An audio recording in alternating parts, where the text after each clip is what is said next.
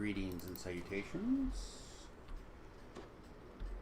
Wow, I just realized that I wanted to take the time to empty my TR cache off camera, and I didn't.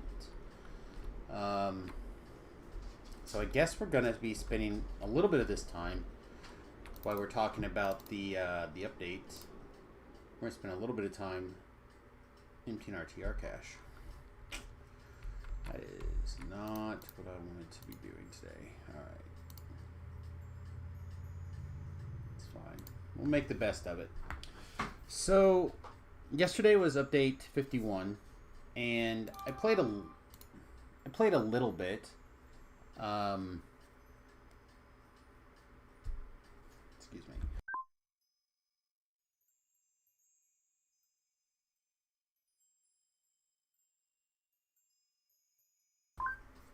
I played a little bit over the last night, leveling up, doing some stuff. Obviously, not everything was working correctly because I was, I think, like 20 something. So there was half a dozen or so feats that were broken or not working, or whatever phraseology we want to use there. But essentially we had some stuff that just wasn't quite great. But overall, I had a lot of fun. And like I said, we can get a little bit deeper into that in just a few minutes. But why did you go there? But yeah, there's a lot in this update to kind of unpack a little bit. Great. Now I'm carrying this around forever.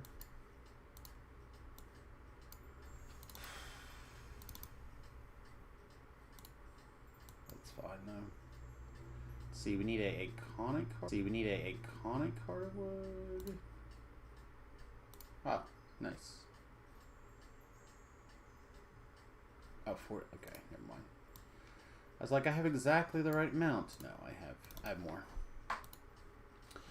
Anyhow, I had a lot of fun with the update yesterday. I felt like our power level was pretty high, all things considered. Although our light spell power keeps jerking all over the place. I have zero idea what it's supposed to be. Because it just keeps jumping all over the place.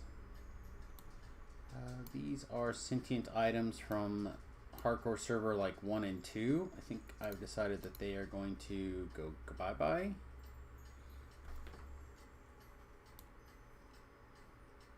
What else needs done quickly here? I had a handful of things in mind to kind of like just take care of.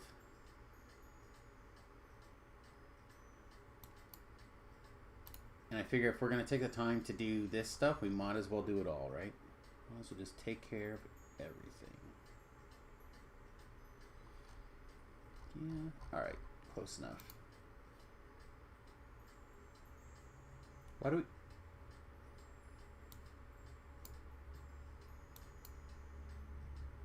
Huh, I didn't even know I had that. I must have got that from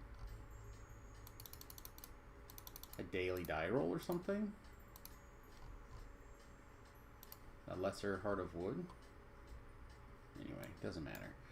Let's see, and then it's kits, right? Sentient kit. Sentient kit. All right, so let's take a look at this guy. You have just all the behold or commons. That's good.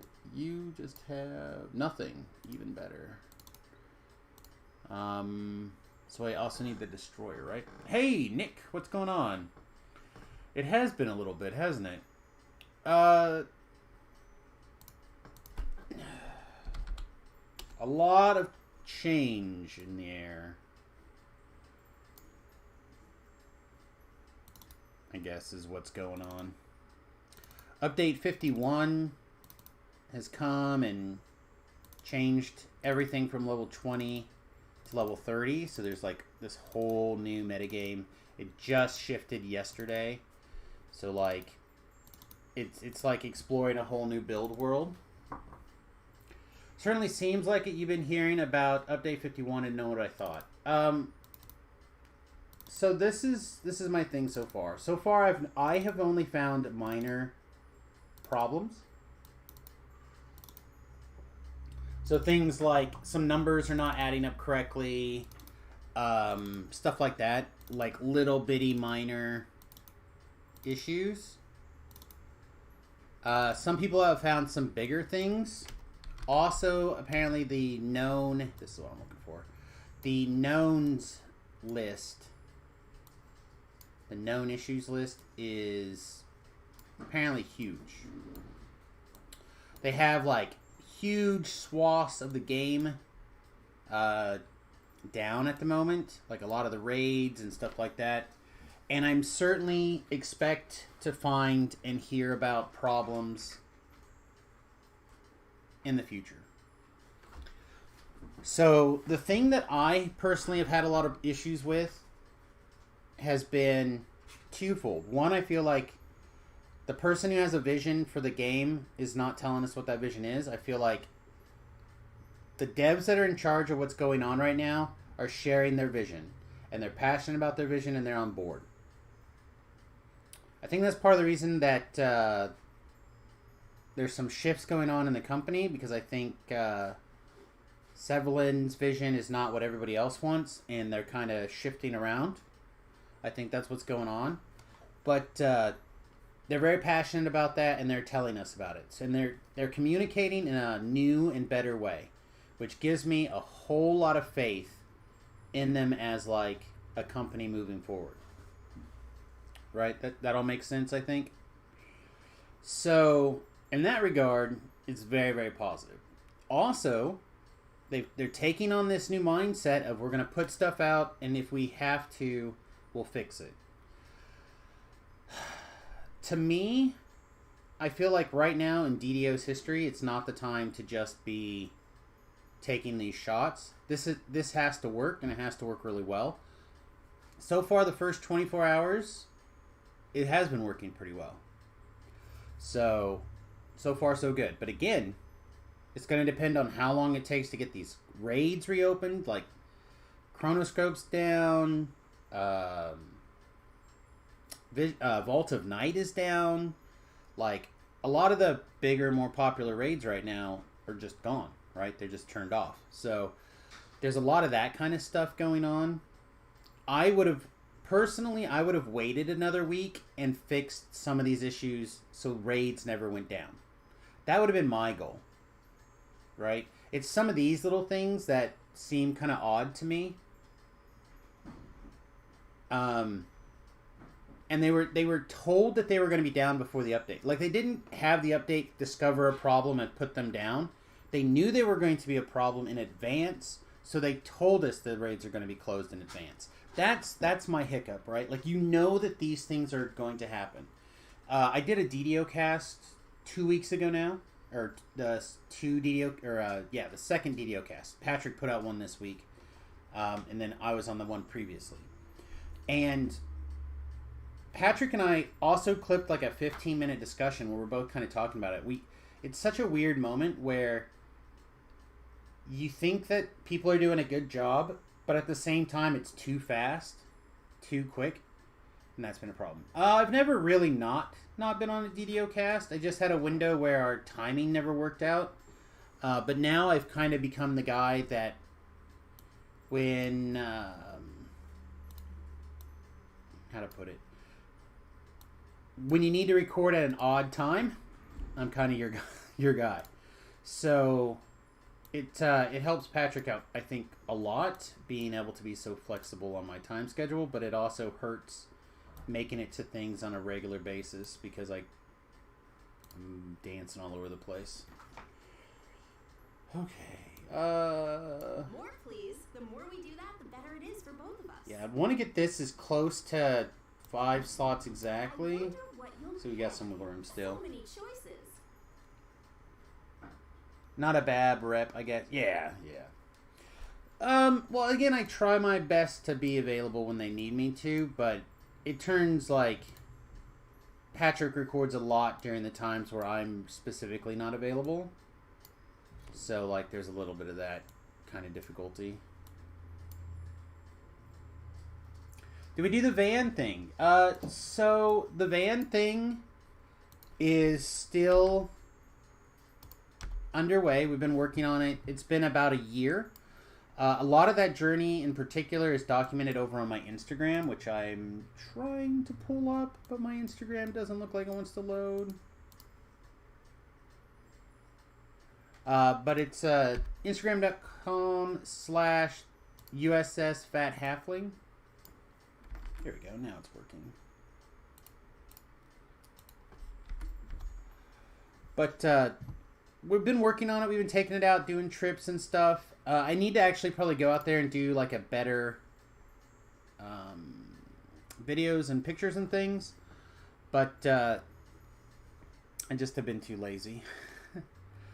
But the reason that my office looks different is because my son decided to move back home for a little while, and he works nights, so he needs to be able to get some rest during the day. So my basement office became vacated so he could sleep in the dark. I'm doing my best to do a better job of like cross-advertising my stuff. So my Instagram account is becoming not just like the bus and stuff like that, but I'm also trying to change it into basically the me channel. So like, for example, the story about my grandparents' clock I just put up recently, and a couple other things. And I'm going to do my best to continue that trend over there on Instagram, as well as kind of revise try to get the samusgorilla.com blog reorganized into bus, like just regular bloggy stuff, game stuff, not just D&D, like D&D, pen and paper stuff, DDO stuff, and then like maybe other game stuff. I'm trying to... I put myself in a series of boxes. I put myself on Twitch as a DDO streamer, right? On my blog, I put myself in a DDO blogger thing. And when I put all of my thoughts and efforts into DDO into the Twitch side, then I didn't have room to put stuff on my samusgorilla.com side. Like I put all that stuff here and not there. And I put all of my bus stuff on my Instagram. I put all, you know what I mean? Like I put all my flight stuff on Twitter and all these different things. But I need to advertise all of the stuff because I need the audience for all of these things to be able to chip in $1. Exactly. I need to do more vlogging stuff on my YouTube channel and things like that. I've been kind of revising some goals. I picked up a copy of Las Vegas new studio, or I think that's what it's called, video editing software. I'm going to start taking some classes for it with like Skillshare and start practicing my YouTube video editing. Probably going to stop streaming all of the streams to YouTube or putting all of those over there and start just picking and choosing. I dug up an extra solid state drive when I moved. I'm going to try to figure out where I want to put it. I may or may not move the Vegas movie studio. Yep. I may or may not set up a completely different computer for the output so I can start playing some more intense games here. But also, we started doing a lot of stuff with the Switch. Like Remington and I did what I thought was a really cool stream last night. We watched a couple episodes of Indestructible on Amazon Prime. Why I did a little bit of like DDO stuff. Remington played the Switch, and like I rotated the camera angles depending on what we wanted to do. So like sometimes I shared the DDO stuff, sometimes I shared Remington's Switch play, and sometimes we just did the camera. So like I'm trying different things with the stream, trying to grow our audience and try to basically put out more content that people who like Samus is going to want. but not necessarily trying to cultivate a stronger audience of one thing only, which is what I think I was trying to do. I was trying to use... Thank you. I was definitely cuckoo. I was trying to grow like my bus audience on Instagram and my... You know what I mean? And that just was dumb. And it took my wife basically telling me that I was dumb to get it. So, much credit to her. Alright.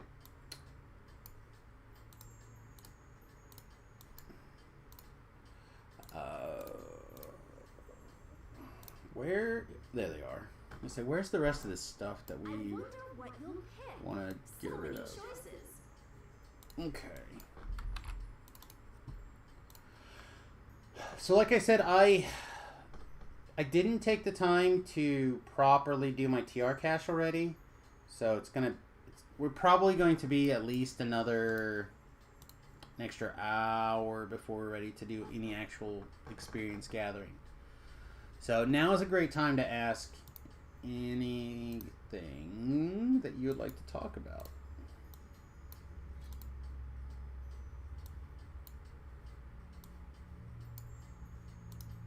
Well, I try to figure out what can just go.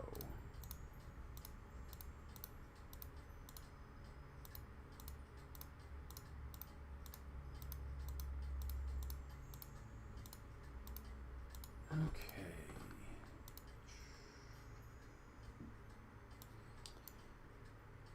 These things can go. We know those can go. Those are easy to go. This can get stored over here. This can go in a thing.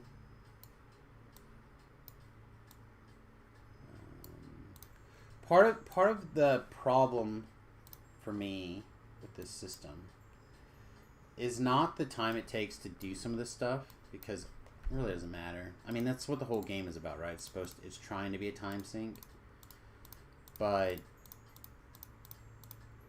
some of these things are so repetitive, I don't understand why we can't just program them away.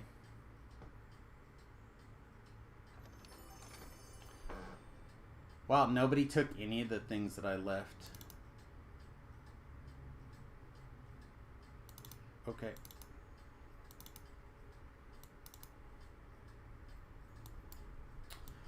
Don't know you have much to ask. You took a short-term break from the game and now you're coming back. Still heroic leveling, so you haven't had a chance to try any new epics. Well, I'll tell you that some changes will be felt in heroics.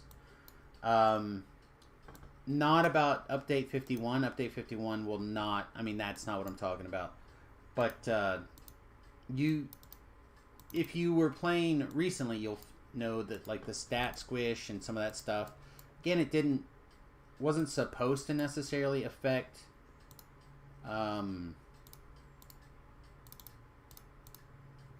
things, but it was there. You could feel it. It wasn't a big deal. Did these not go anywhere?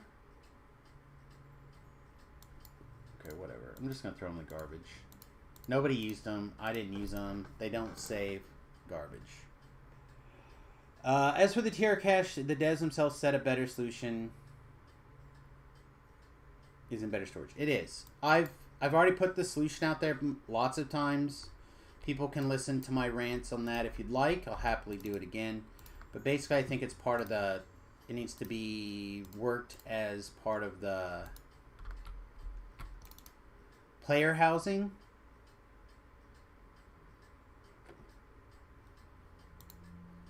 Make that part of that cost, and then let cosmetics and stuff in your player housing take care of that problem. And then basically make a script that can run offline that loads every character in, takes everything out of their TR cache and dumps it into their player housing box. And you can have them do that in small batches while the system is offline. Just take the machine, you're like, alright everybody, part of this process is going to be a 24-hour script run, sorry. Just be done. I think cosmetics should come in a tab like mounts. A lot of people think that. I don't mind the way they do it, but I think that they should be able to have a tab over here that says cosmetics, and you know the reason that I know that they can do that is because I can go like this, and I can scroll over here and say cosmetic weapon or cosmetic armor. So they have a tab for that. And the next time they tell me that they can't identify that, I'm going to point to this search box once again and tell them to eat it. They clearly have some tech. You know the other reason why I know that they have this tech? Because I can't take this armor and put it in this slot. The excuse that they like to give about cosmetics is, we don't know how to separate them from other items. They do. It's right here. So, now there's some physical items with old cosmetics on them. Those might be a problem. Just let those armors get stored over there. I don't care. But just make another cosmetic tab. And that can be for cosmetics, and you can sell it just like everything else. Like, we're going to give everybody 25 free cosmetic things. I also think that they should be able to unlock a cosmetic. So like this right here, you can unlock it and be able to regenerate it anytime you want to. Like, you go and you talk to somebody and say, hey, I would like you to remake for me a flawless white dragon scale armor that I've unlocked. Boop. And then it respawns. Them being physical items, that's fine. I don't care. Physical in the sense that the game treats them like another thing.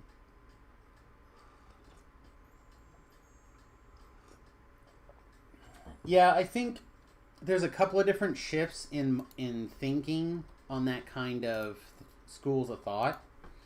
And I'm not bothered either way they decide to do it. I just know that they need to do something.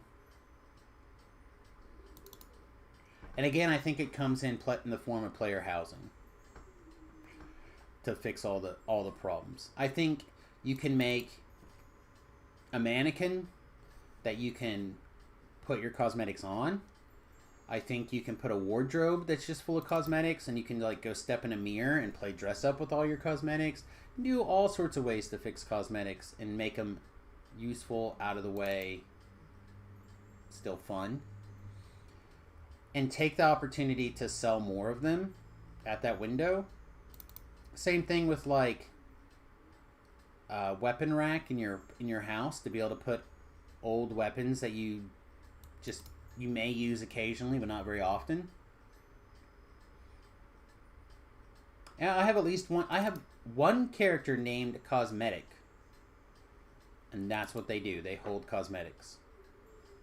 The cloaks from the whatever event, the anniversary where there's a cloak every month, right? I've got every one of those.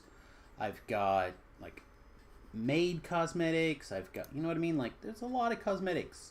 It would be nice if there was a better system. Same thing with like, I'm not going to necessarily throw Breach the Dividing Blade away. But there's some lives it's the greatest weapon I ever had. And there's some lives where it's useless. Like this life, it's garbage. But I did a melee life not that long ago, and this thing was a blessing. If I could stick this in a more long-term storage solution that doesn't cause a problem when I try to move it around, that's tied to my character through a different database call through my player housing, then this would not be a problem. My original character is Harvardale Quasimodo, so I made a tune called Gold Barter Cashmodo. He's just your bank alt. That's pretty sweet. I think there's a lot of quality of life things that the devs can address, and I think that there's a real interest for doing so. And I think that Daybreak Games acquiring them certainly is going to be a blessing. So I'm not trying to naysay anything about SSG or what's going on, other than I feel like it was quick. And I have a fear that if major problems are discovered, that it could be the kind of things that shock the current community in a negative way. That's my concern. that being said, again, so far so good. It's not overly buggy. It seems like most of the issues that I'm hearing about are mostly known issues. I've not heard any reports of people getting in trouble for reporting issues, which is something that's happened numerous times on the SSG in the past.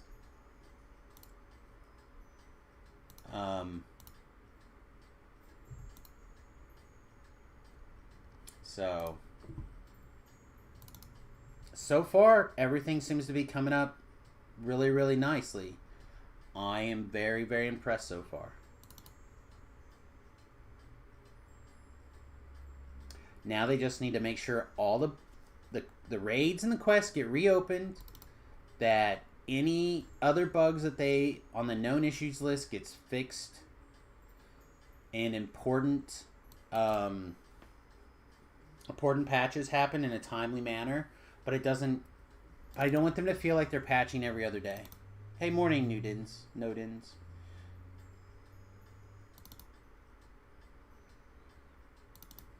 But I want the fixes done. Like, if they put out a patch, like, people were joking that there would be a hot fix today. I've not heard anything about a hot fix today. Doesn't seem like they're in an overly big hurry to fix anything because there's no major problems. That is awesome. It's going to come down to how this first weekend goes, because that's when the real server load's going to go. So when that happens, we'll kind of see how everything goes off. And if there's no problems through the weekend and they can just do regular scheduled patching, then it'll be a huge success. And then all that'll be left will be player housing and a graphics update, and it'll be DDO2. I wouldn't mind frequent patches if there's a multi-server approach where they can quickly fail over, then apply patches in the background. Yeah, I think part of the issue is that it's an everything or nothing, right? There's no half measures in the way the servers are going.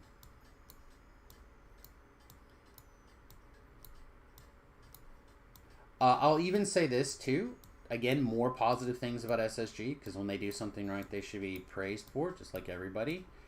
But normally, the last couple of updates, I've really struggled, like, being able to patch in a timely manner. The 2 times, so out of the last 4 patches, this one went perfect. We even did it while the wife was working. I just asked her for like a couple of minute pause to see how the download would go, and it took less than 5 minutes. So like, she got up, made her sandwich, saw the dogs for a little bit, and it didn't interrupt her workday that much out of the way, and I was able to stream almost right away. The last 2 for sure, but I think the last 3 of those, that was not the case. It was a multiple hour try to get the thing to patch. Literally everyone in the household had to not touch the internet. I physically think I unplugged every other internet connection except for my one computer. And it took like we literally left the house for more than an hour and came back before it had finished patching. Okay? Like, I don't know what it is about the last couple of things. They've been problematic. I don't think they're bigger files. I just think they get stuck somewhere.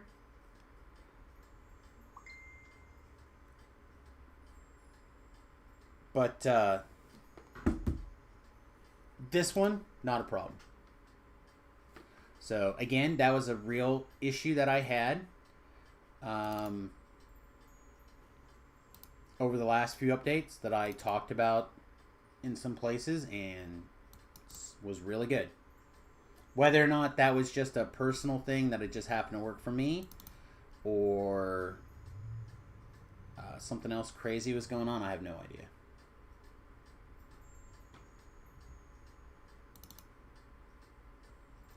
Could be server demand as well, but I doubt if this latest highly anticipated patch went off without a hitch. Well, again, I'm not saying that they're not. I'm just saying that... Oh, here we go. So here is your... kind of what's going on. This 51 bug reports didn't exist when last I looked. And now it's got at least you know, at least a couple hundred messages in here. But the devs are in here communicating with you. This is the difference, right? This is what seems a little better to me, is the level of communication is higher in my opinion. So again, more things that I think are positive from the devs. So we'll see what's going on.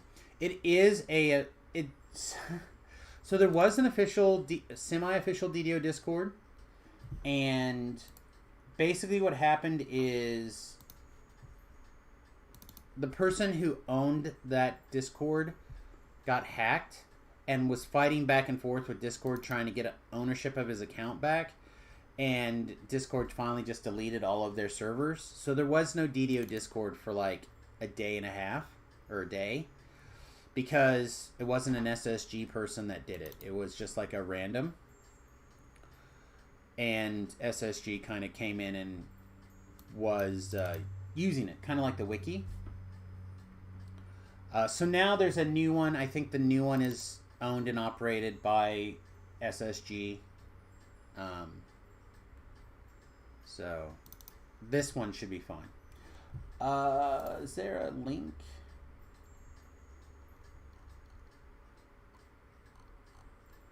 I have a link for it somewhere. Let me see if I can find it really quickly.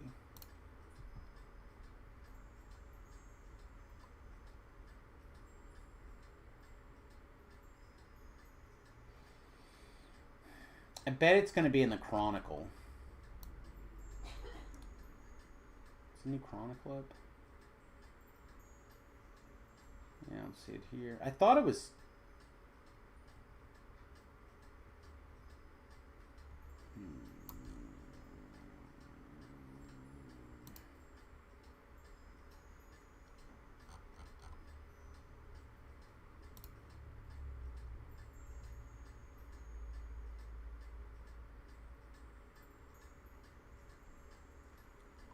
Yeah, I don't know where it is.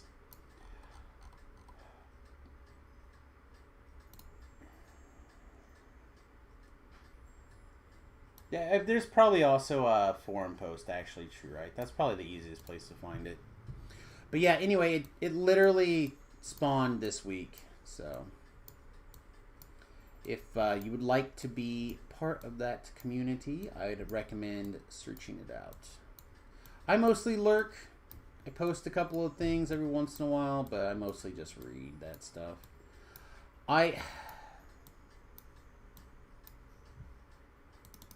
Personal note, I'm a horrible speller. Just atrocious. Part of whatever is wrong with me is that I have enough dyslexia that stuff like that doesn't make sense. Like, I can't sound out words. So, like, I don't even remember. We were talking about one of the beef things that I had the other day. And apparently I said something that sounded really dumb. And I had to type it out in the chat for people, because when you are, you're like a big reader and you can't sound out words, things sound all sorts of messed up. All sorts of messed up. So that's part of the reason I kind of end up lurking on those things, or when I end up writing a forum post or something like that. It takes me a really long time, or I use like a voice to text tool, which then has all sorts of other problems. I really need a secretary, is what I need. Someone who'd like to pay me for the privilege of being my secretary actually would be the ideal candidate.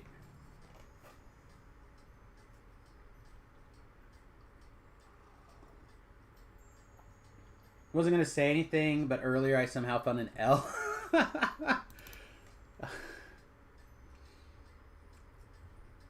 What can I say? Everybody gets extra letters sometimes. That's what I was looking for earlier.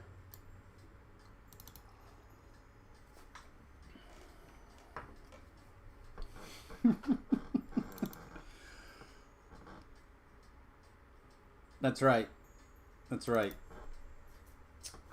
Extra syllables are a gift with purchase for watching this stream, chat.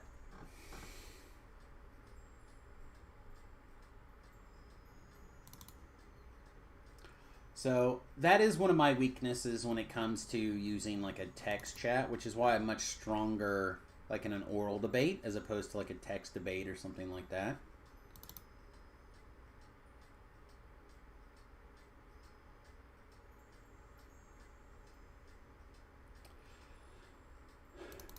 I also feel like, oh my gosh. I thought that was lag on the bank's part. It was just lag on my brain part. Nice. But sometimes I just feel like it takes a while to kind of get through some of the shenanigans.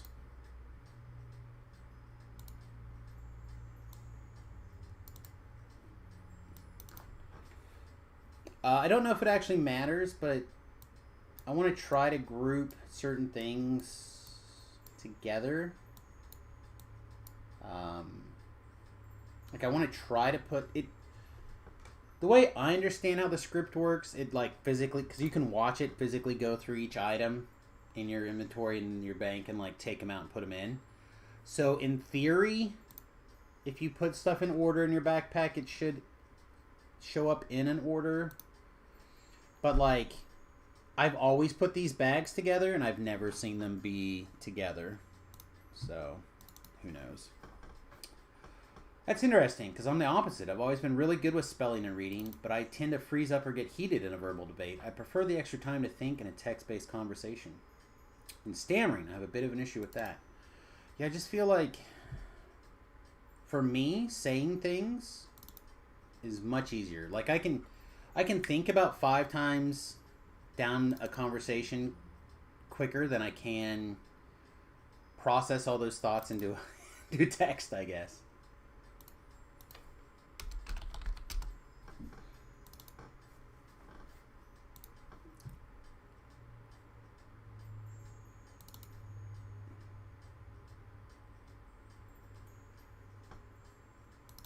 Yeah, I think maybe the problem is that I feel like I spend an awful lot of time and energy trying to figure out how to say whatever stupid thing that I can put in words real easily with the spoken word, but I can't get that thought across with the written word.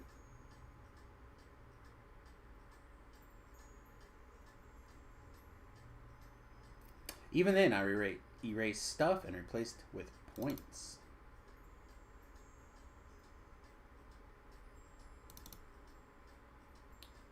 Yeah, it's fair. Is this thing not geared up at the moment? I don't think it is, right? No,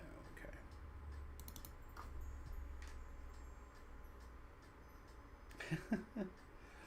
I mean, part of the problem with a debate at that level is the same amount of time generally also allows the speaker to have about twice as much of an opportunity, or the opportunity of the floor opportunity, however you want to put it.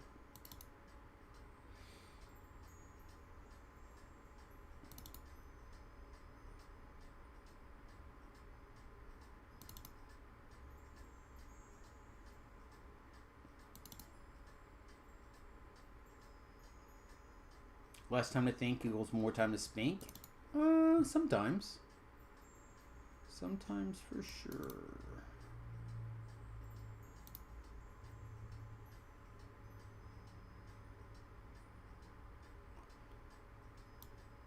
I feel like this is an item that probably has outlived its usefulness just because I'm too lazy to make that swap at whatever level. But perhaps if I put it here, I'll think about it more. I don't know. I doubt it.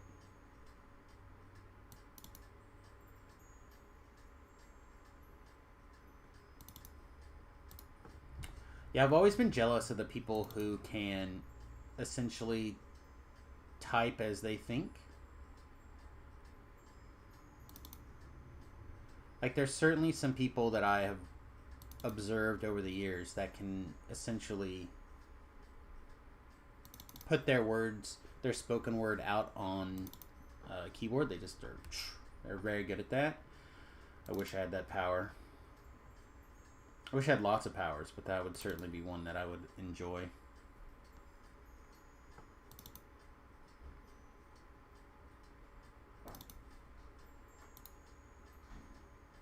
Get our spell DC up too, by the way.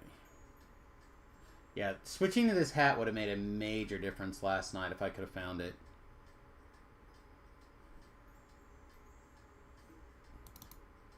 Because we were still using the level 15 version of the hat. Because I just couldn't find it yesterday. You're more of a telekinesis guy. No, if I had one superpower, it would be able to cast Mordenkainen's Magnificent Mansion every day.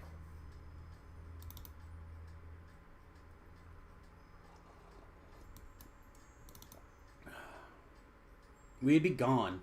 I would burn every single piece of this to the ground, and my family and I would be in the wind.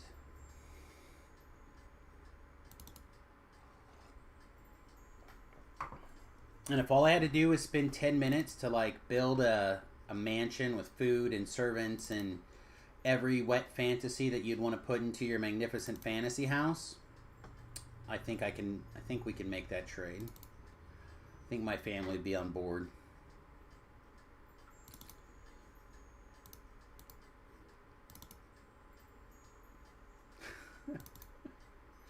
Yeah, that's the one. Then outside of that, I think the next thing I'd like to be able to do is to read and speak every language fluently. I'd like to be the Babelfish guy. Outside of that, then we can get into like telekinesis, heat vision, stuff like that. Heat vision would definitely be orgasm vision would be number 3. Sometimes it's the most powerful one. I think with orgasm vision you can have magnificent mansions, but it's a little bit differently. It takes a little bit longer to get the same results.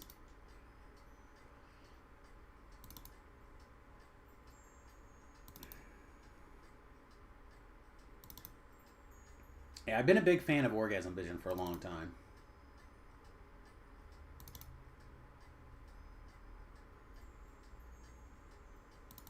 Well, heat vision gets some work done too, right? Like, anything you can do with one, you can get done with the other. It's just a matter of time.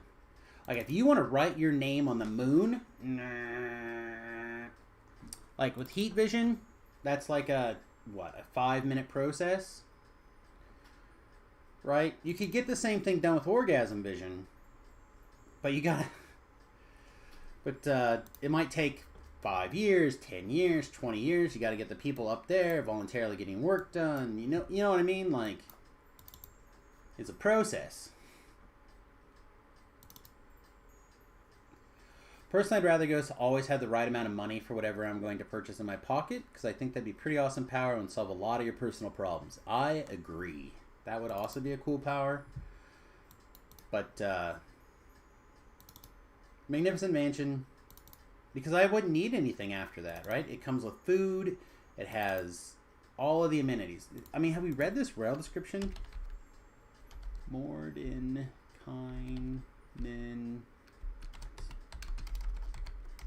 Of course, I can't spell this at all. Mordenkainen's mag. Nif.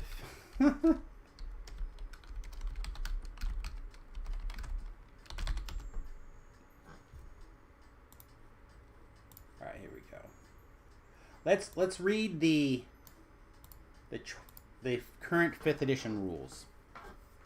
You conjure an extra-dimensional dwelling in range that lasts for the duration. You choose where its one entrance is located. The entrance shimmers faintly and is 5 feet wide and 10 feet tall. You and any creature you designate when you cast a spell can enter the extra-dimensional dwelling as long as the portal remains open. You can open or close the portal if you are within 30 feet of it. While closed, the portal is invisible. Beyond the portal is a magnificent foyer with numerous chambers beyond. The atmosphere is clean, fresh, and warm. You can create any floor plan you like, but the space can exceed 50 cubes, which each cube being 10 feet on each side. The palace is furnished and decorated as you choose, contains sufficient food to serve a 9-course banquet for up to 100 people. A staff of 100 nearly transparent servants attends all who enter. You decide the visual appearance of these servants and their attire. They are completely obedient to your orders. Each servant can perform any task a normal human servant could perform, but they can't attack or take any action that would directly harm another creature. Thus, the servants can fetch things, clean, mend, fold clothes, light fires, serve food, pour wine, and so on.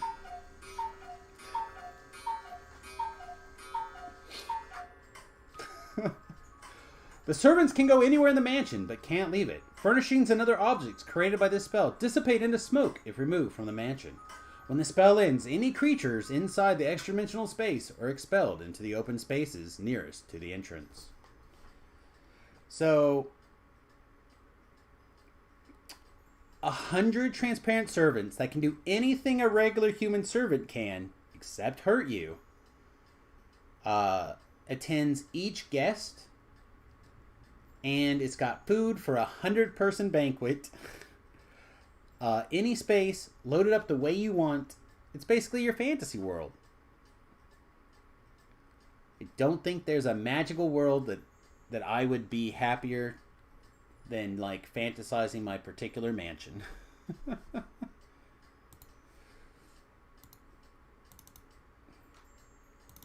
That sounds like an amazing business plan for a brothel. Hey. We're at the UN, right? Oh! Too soon?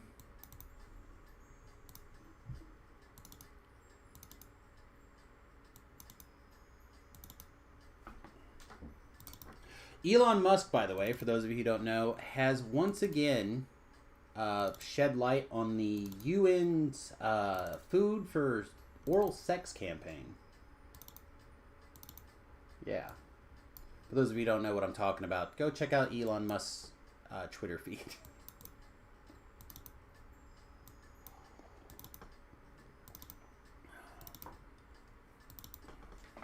All right. So we need, as projected, a little bit more... Wait, what? Yeah, so... what? 2015, 2016, 2017, somewhere in that ballpark. I don't remember the exact year. It turns out that several UN officials were forcing children for sexual favors to get food from the UN, from the various sources, like, and it was the representative from the UN scolding the UN about getting caught doing this thing. Elon Musk, like, reshared the article from back then. Well, they are kid friendly, unless you work at the UN. I'm sorry, man. Like, I don't know. I do my best to tackle things, but sometimes things are on my mind, and apparently that's been on my mind. They were definitely very too friendly. Very, very too friendly.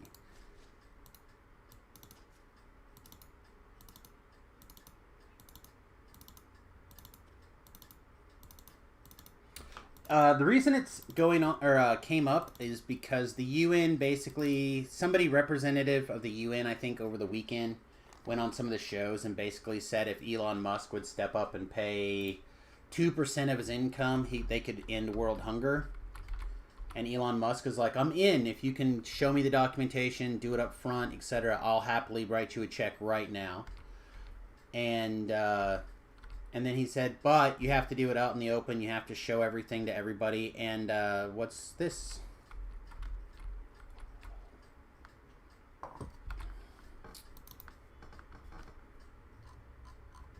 Sounds like some UN reps need publicly executed. I mean, I don't know if I'm allowed to agree to anything that could potentially be involved in violence, but your heart's in the right place.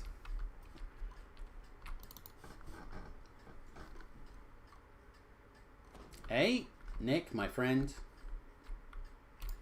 There's such a thing as preaching to the choir, my friend. And you may or may not be doing that here on this stream. And sometimes I care. All right, let's see. We finally did it, everybody. Forever. Ever and ever and ever ago.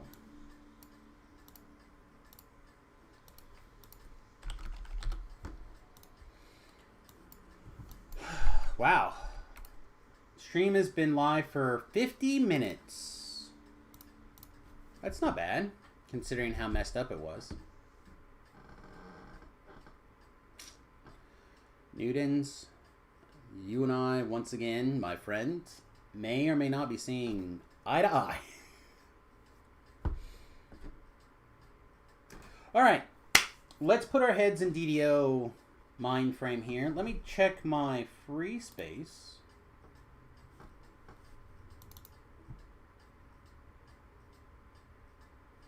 I have a metric ton of videos here.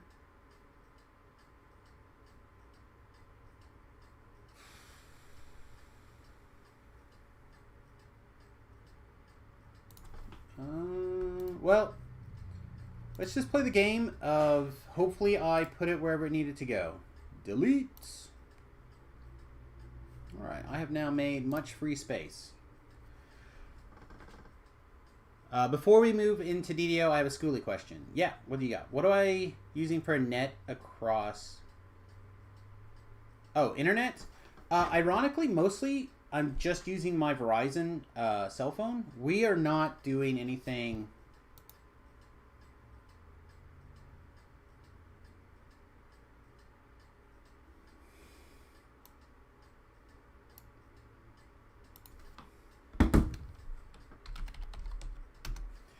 Okay, sorry. I just got a message from a friend, and we're going to do some stuff in just a minute. We are going to do some stuff.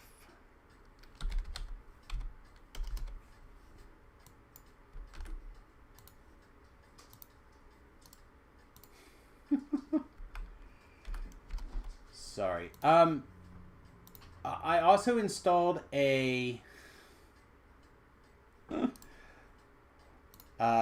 I installed a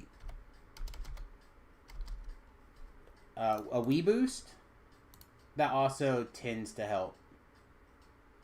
Oh dear Lord.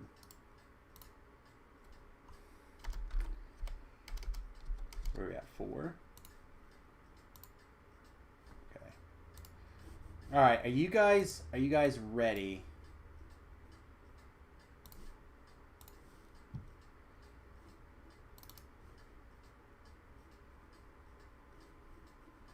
All right, can I get a little bit of hype train action here real fast?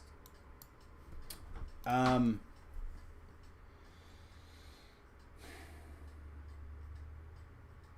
me start with a wee bit of a story. So, I've been playing Dungeons and Dragons with these group of people more or less since my son was born. In fact, some of these people will tell me that their first memory of me was carrying Remington downstairs in a basket as a wee baby to play Dungeons and Dragons. Okay? Over the years, that group has changed and grown some, but the core group of people have always been the same. Okay? These are... The reason we call ourselves the Defense Guild is because of this group, right? We called ourselves that because that's the name of the... Like, we formed a Defense Guild inside of our Dungeons and Dragons campaign. Like... We've done this for a long time. That's where all of our namesake comes from. We have a Facebook group that's a private Facebook group called Defense. There's a private chat group called Defense in the Discord, etc. We see each other at Christmas as often as possible. We're basically family. Okay?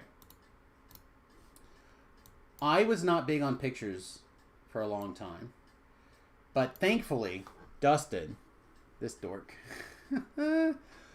took a few, and he has a couple. So this is us 2002 back in the day.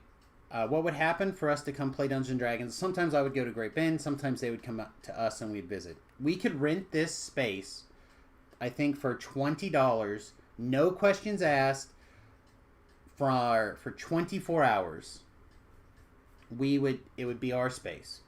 Came with tables, bathrooms, heat, kitchens, whatever you like. Bam, ready to go. You just need to provide like your own food and make sure it's clean afterwards.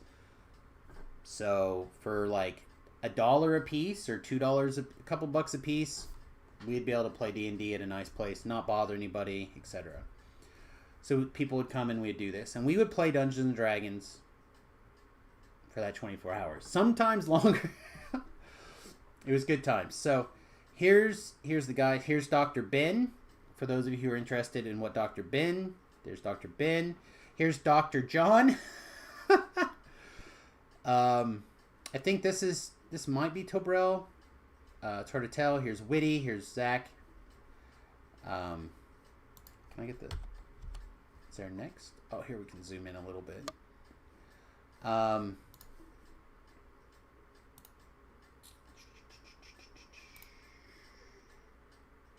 Guys, 2. All right, here's a picture of Witty passed out on the floor.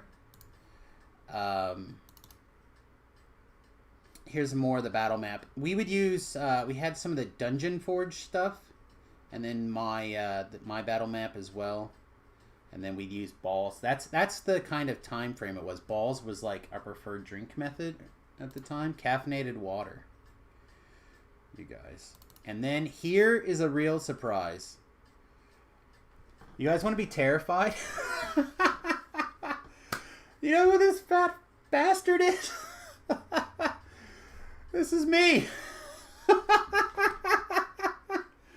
It's me in 2002.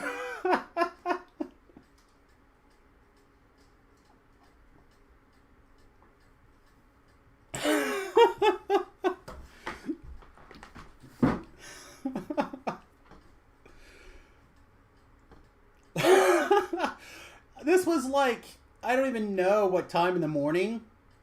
Like, there's not a timestamp. We're playing this.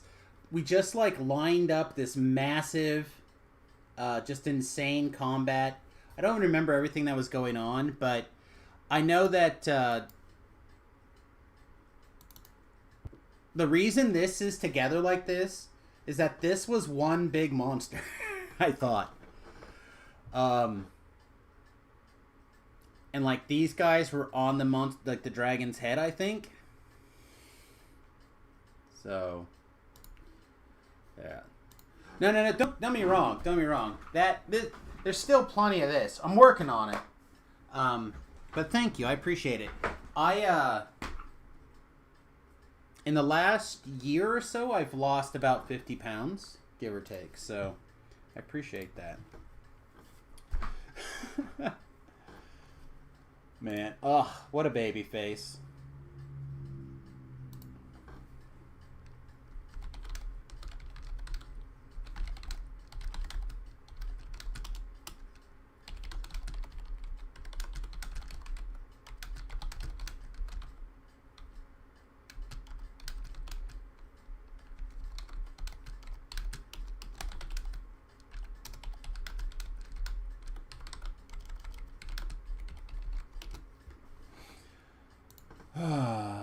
All right. Sorry. Let me get caught up in the chat here just to make sure we're not missing anything.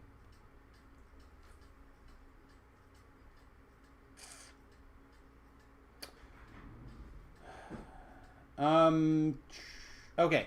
So Newtons, the other thing to look at if you're looking at internet connectivity or whatever, again, Verizon has this. But they have an external boost. It's like it's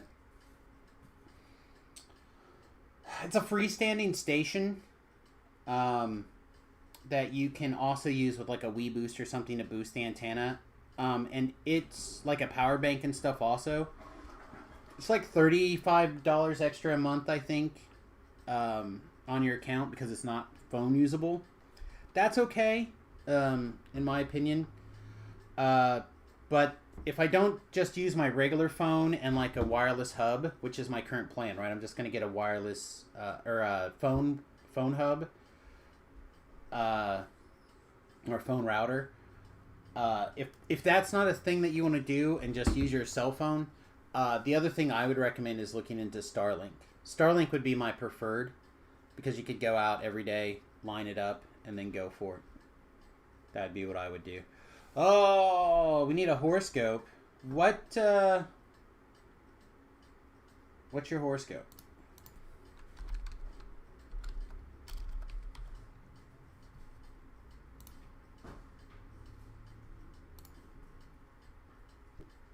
Pisces. Would you like it for today or would you like it for tomorrow?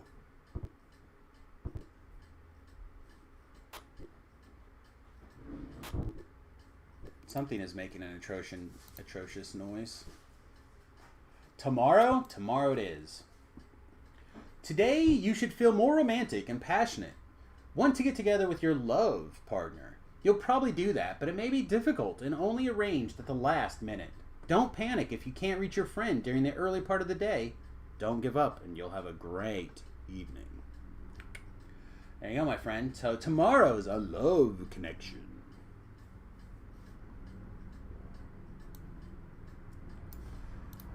Thank you very much for that.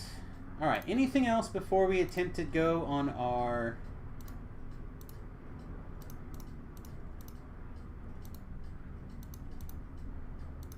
What? Why can I not clear my activity feed? I'll have to clear it later, I guess. You live with her, so you hope you see her? Hey, my friend, if you struggle to make a connection in the morning, just keep working through it, and you might be able to struggle to make that connection in the evening. Let's see. Trying to lose some weight myself. I got to 295 and decided enough was enough before I got to 300. Your goal is 200 and you're down by 20. That's pretty good. 20 is a good start. What, babe? Completely frozen.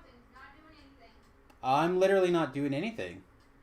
Except, I mean, the stream is running, but... maybe. Yeah, the playback is not going. Chat, you guys still see me? Am I still... I mean, it says it's going out, but I'm not getting any feedback that it's live anymore. There it goes. They just had a big hiccup. I don't know. For me, I've gone pretty hard keto. It's tough sometimes, but it's not impossible. In fact, I think the last probably 2 weeks have been like the biggest gain or biggest losses, I guess. The biggest gain. I don't know. It's hard to say. I've lost the most in the last 2 weeks together. Like I lost about 8 pounds in the last 2 weeks. But for the most part, I've been losing like an average of a little more than a pound, give or take, a week. I had some big plateaus and I had some big losses, but overall that's kind of the place that it's been. And I don't mind continuing at that pace. I think that's a reasonable pace. My concern is I really can't afford a tummy tuck and a titty tuck. And if I need one, I'm getting a titty tuck. So I don't think I can afford either, which means I'm probably doing it myself with a butter knife and some like needles. So, whew, let's hope it comes off slow enough, or I can get some muscle building enough to get it done. For example, I've started doing I'm trying to do at least 50 push-ups a day every day this month. So far, I tell you what, I did screw up and I didn't do all 50 yesterday. I think I forgot to do the last set. So I'll have to make it up today. Quick weight loss is overrated. Better to get the good life. Practice is down. I agree. But when you need to get to a goal, right? For example, the reason I lost a lot of the weight was 2 things happened. One, when I brought the school bus home and I was sitting in the chair driving it, I felt like I couldn't. The wheel kept rubbing on my stomach.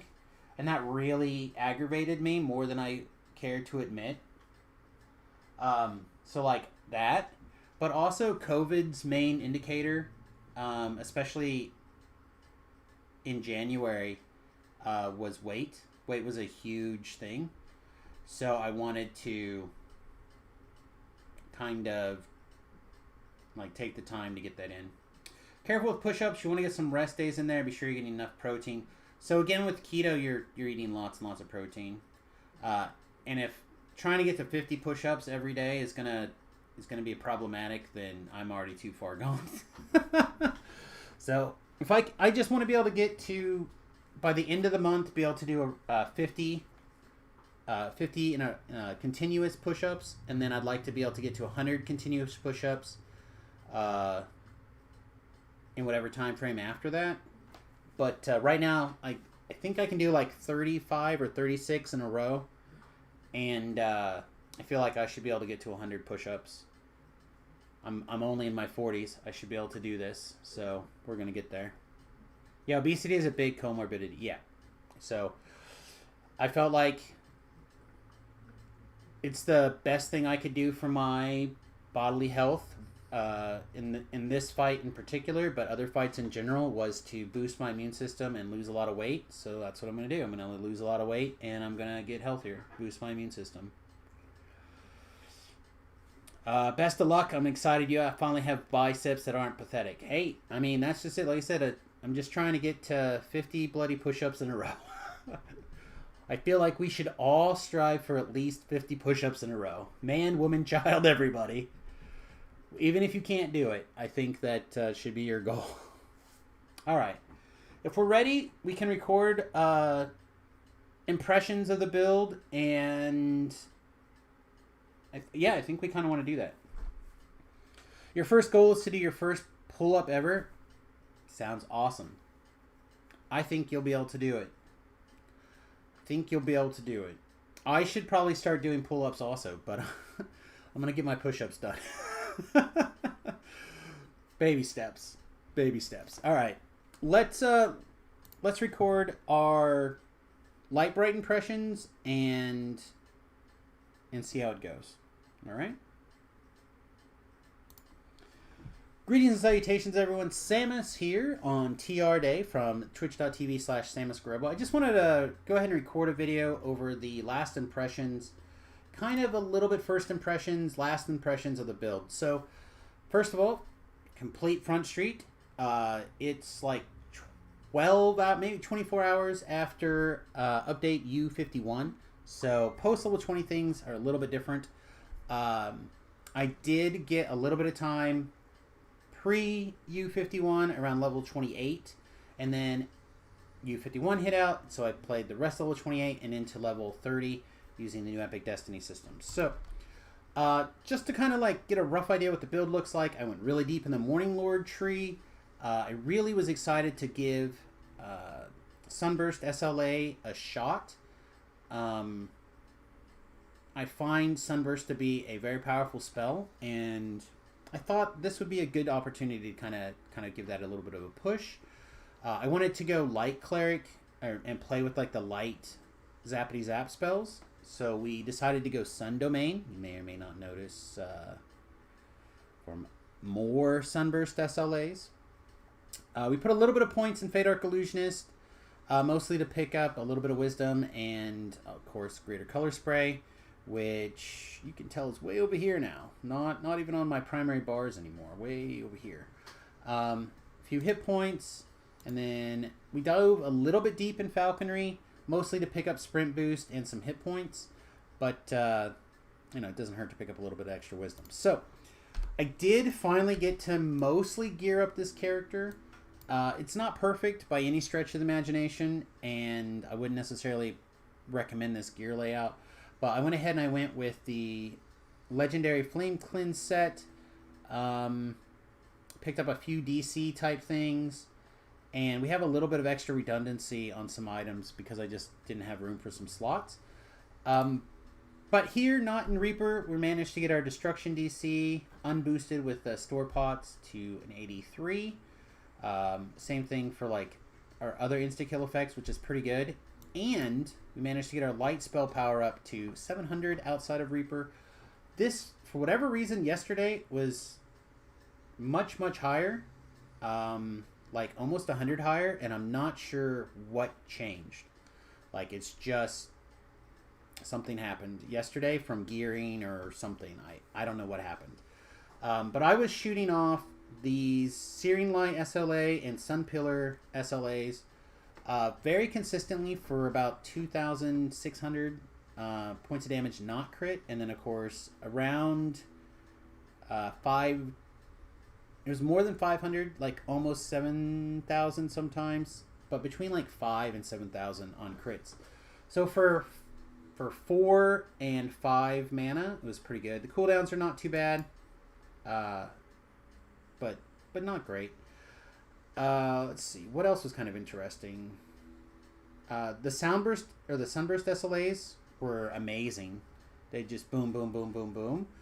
I feel like we had so much AoE spells. I'm kind of tracing this triangle shape right here on separate timers, that if we got to a situation where we could hit like groups of guys, we had this pile before level 30, and then after level 30 we have Holy Fireball, which also was included. Is good enough that I put it in the 3 position, which is like one of my go-to slots. And of course the Red Dragon Breath burst. So let's take a quick look at how I have that lined up as well. It's a pretty big part of the update and whatnot. I put 36 points in Exalted Angel. I enjoyed it very much. Pre-update, having wings. So post-update, I wanted to give it a really fair shot, and I thought it did really well. It didn't turn as much as I did in the previous couple of lives, because it just didn't seem like it mattered. And I mostly used these slots as fillers for the last 5 points I needed to be able to get up here to the tier 5s, but seemed good. 22 points got me into Draconic Incarnation, which was pretty good. And before level 30, I was able to take basically these 7 points, 6 points, something like that. And I was able to pick up some skills and D-Door, which I thought was pretty cool for my cleric to have wings, sprint boost, and D-Door. I felt like a very fast cleric. So I could get in there, do a bunch of stuff, and if I needed to, get out in a bunch of different ways. It felt really strong, really powerful. The issue with Sun Elves are pretty much the problem I have with all elves, is I'm not a fan of -2 con races. But for the most part, I thought the build was really fun. If you recall, maybe you don't, this is life number 2 of Sun Elf lives. And my previous one, I did a lot more in the bird tree and the falconry tree, mostly to increase insta-kills. I felt like the insta-kills and the insta-kill DCs were more effective on the previous build. Not just that I had the bird and I was able to pick up, I think, a couple more points of wisdom, stuff like that. But I felt like we were much more honed in on spell DCs and things that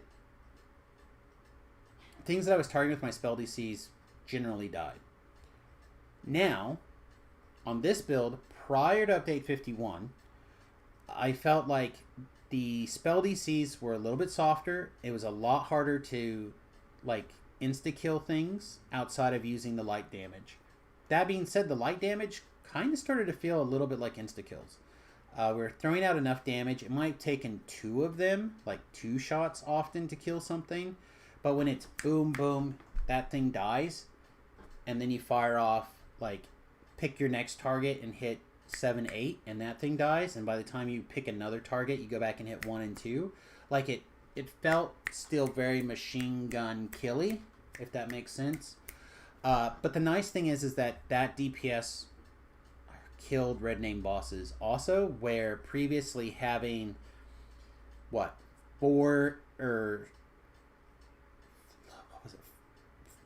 or 5 or 6 different kills, insta-kill spells.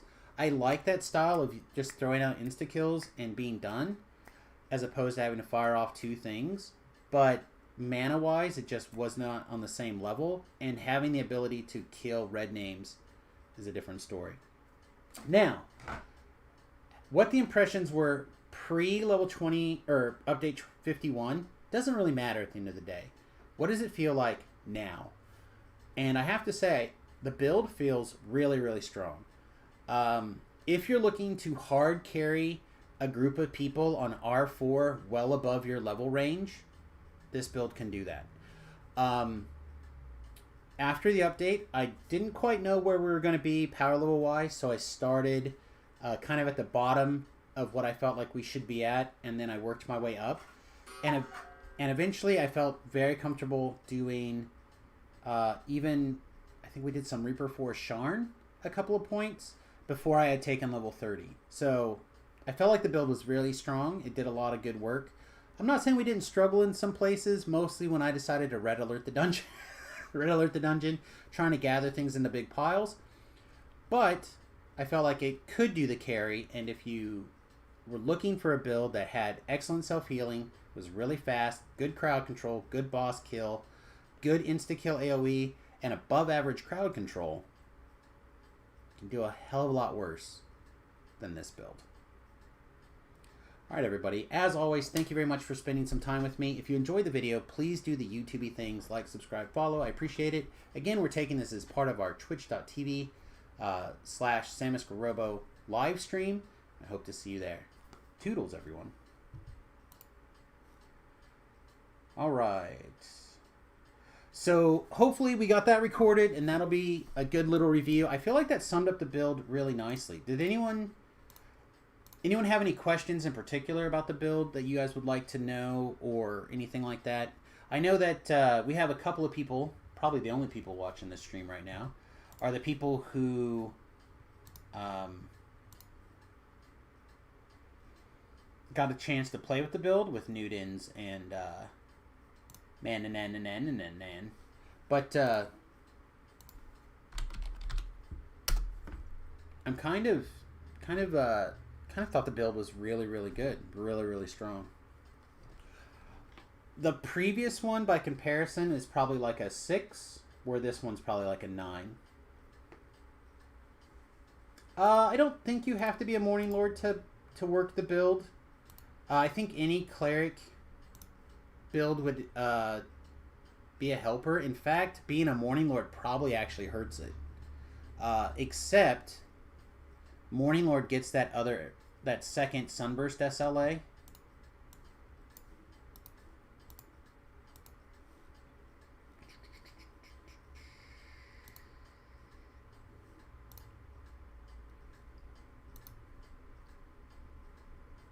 Right, this right here. So that gives you Sunburst SLA, and the prerequisite's 30 spell power, and the other prerequisite is it this? You gain a light shield that does something.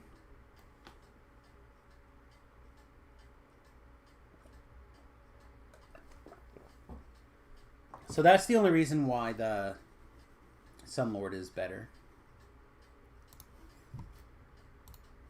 Alright, chat. A very small number of people are going to get to decide our fates. We have 1 Morning Lord life to do. We have 2 Razor Claw Shifter lives to do. We have 1 Shatterkai left to do. And I think we're done. What life do we want to do, chat? Now's your chance. Now's your chance to pick. I'm going to run a 30-second ad. I'll run a 1-minute ad break, and I'm going to use the restroom.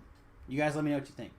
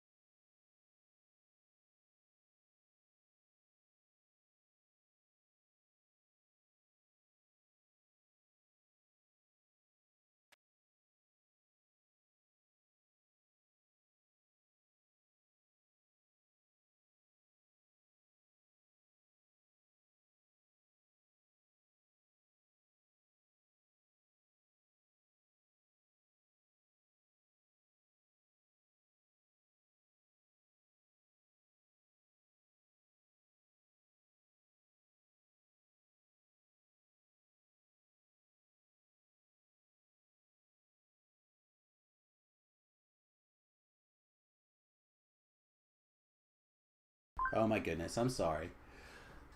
I feel like now if the Shatterkai, sorry, the Razor Claw Shifter is ever going to be good, I feel like it's going to be now.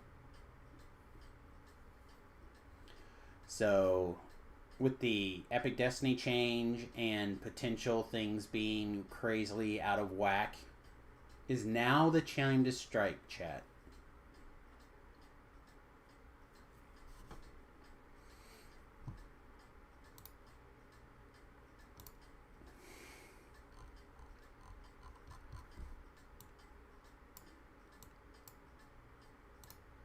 Does it need points for 2-weapon fighting, or does it get it all on its own?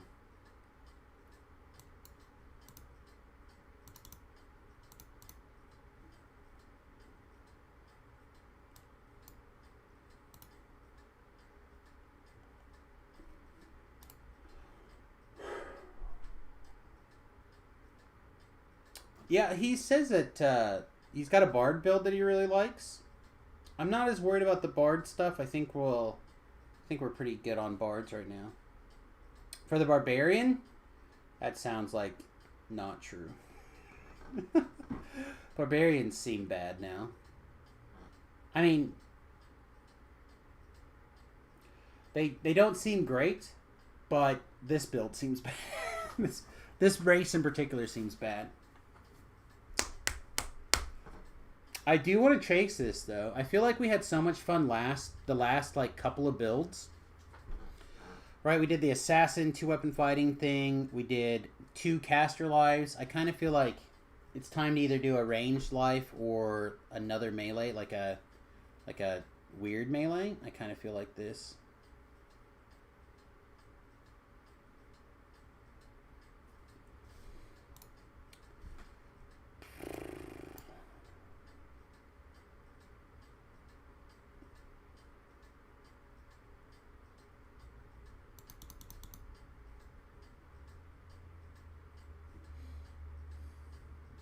Yep, TR day, buddy. Unless somebody talks me out of it, I think we're going to try a pure Barbarian Razor Claw Shifter and just try to do the craziness.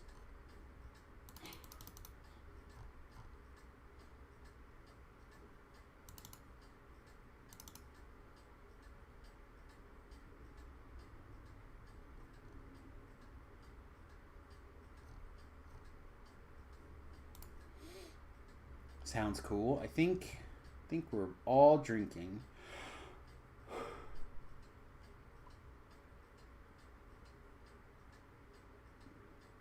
Cannot be used while raged. Well then.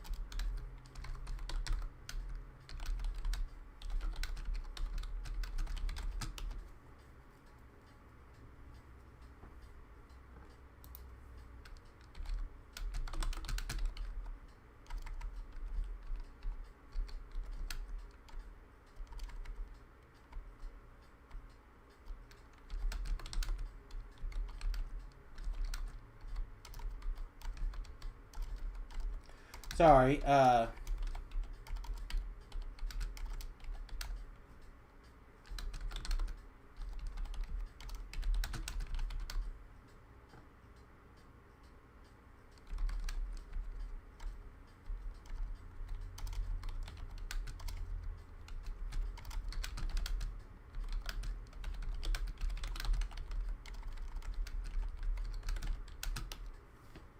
sorry about that.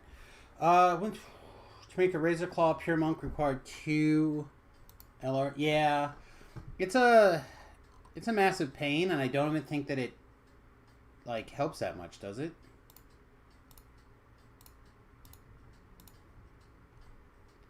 Is it wrong I just don't want to be a male Shatterkai? I don't think. Or, yeah, this one's fine. Lion face is fine.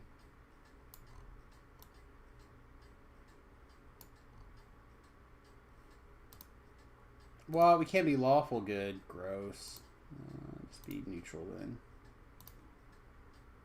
Just want to see the cool animations of the monk, but I leave it uses regular punches. It's supposed to use a weird thing, right?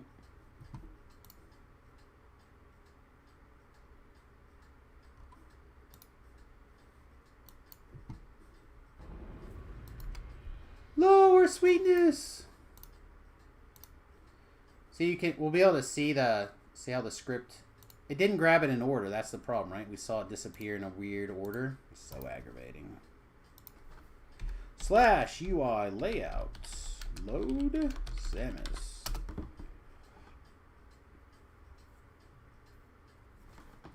Yeah, I think you punch as a monk, but then you can. There's a stance or something for the other way.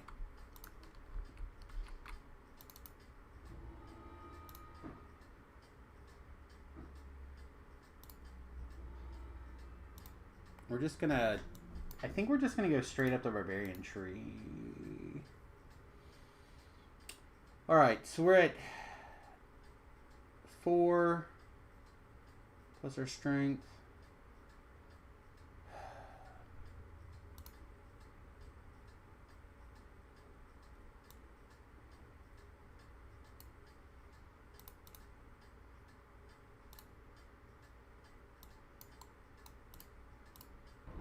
Is it weird that I like diplomacy? I think it's weird.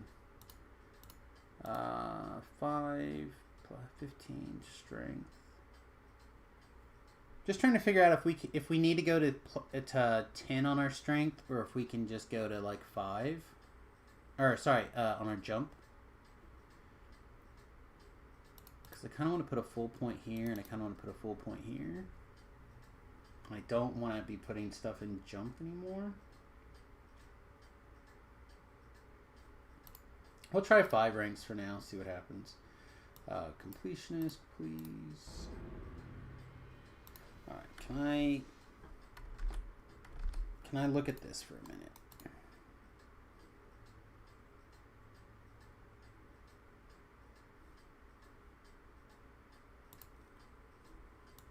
Alright, let's read these really quick. Rage. Attacking with hand wraps. Doing things. Okay, so we do need the 2-weapon fighting line to be effective. Okay. No worries, mate. People are always welcome to come and go. Mono muscles, man.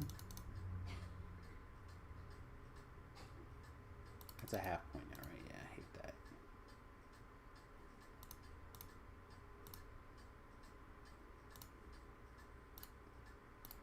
Maybe in those levels we can just put that point.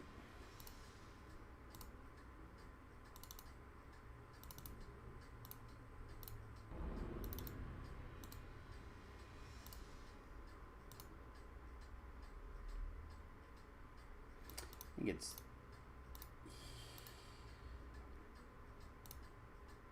whatever. Let's get out of here. All right, so we need our two weapon fighting. Yep. Boink. Start going up that line. Hopefully this is going to be okay. It's probably not going to be okay. So 2 more points will put us at 20. Yeah, so 2 more points will definitely get us there.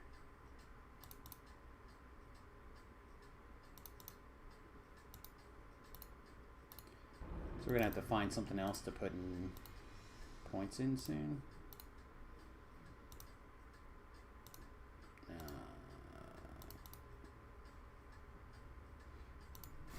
I don't think we're going to go higher than that in our jump skill. So where else? Listen, search.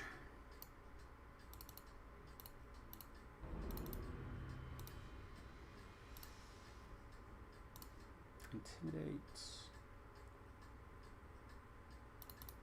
UMD, diplomacy, search.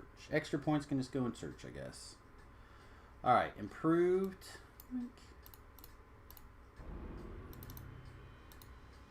at some point we need to also remember to take, I guess, we need to look and see how our weapons are coded. Yeah, we can take more balance.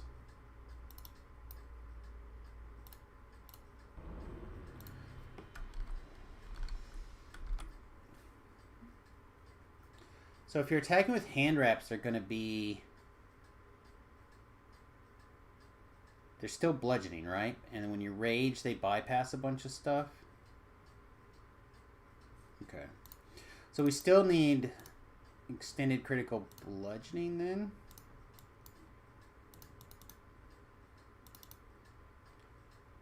Do you ever feel like you should have done some homework?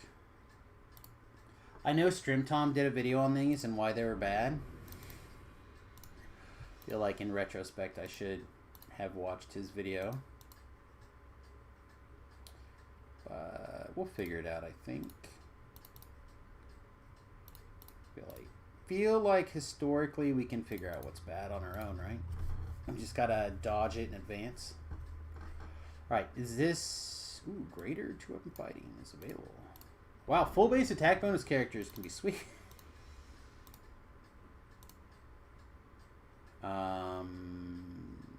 This is now there, right? Yeah, sweet.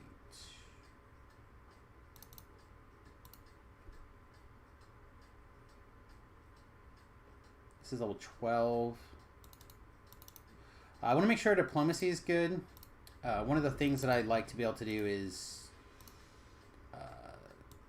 I feel like diplomacy is very good right now, especially in like Sharn, Giant Hold, Feywild, etc. Right, so this is our last level, is that correct?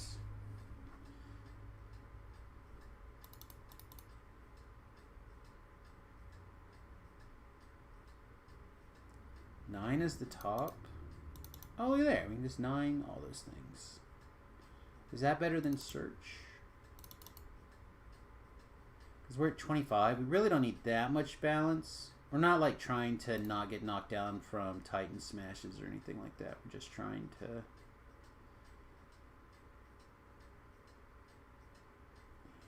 we go. Pretty critical bludgeoning.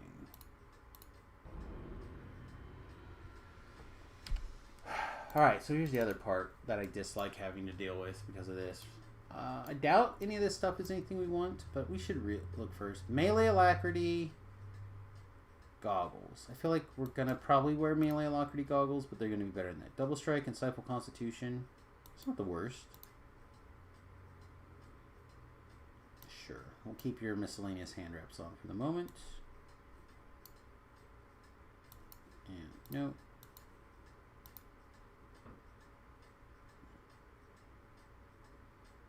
Just to like, we'll look at everything first before we decide it's trash.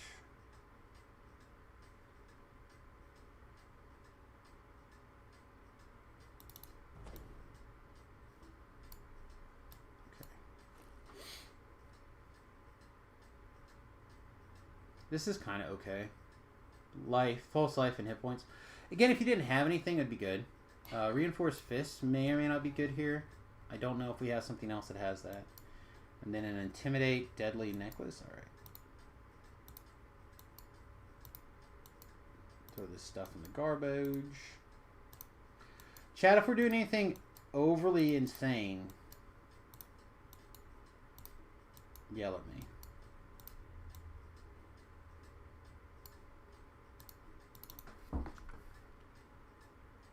I'll wait.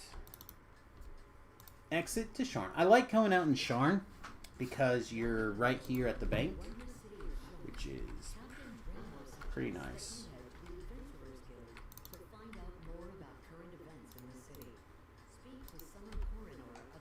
Alright. Do your thing, video game. No, take your time.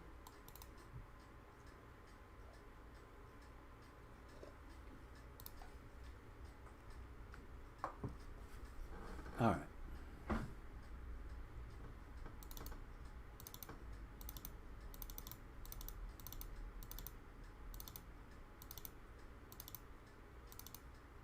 Okay.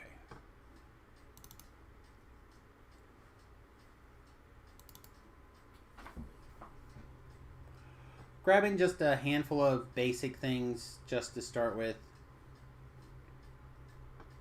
And that will allow us to kind of get some stuff situated. Okay, step 1.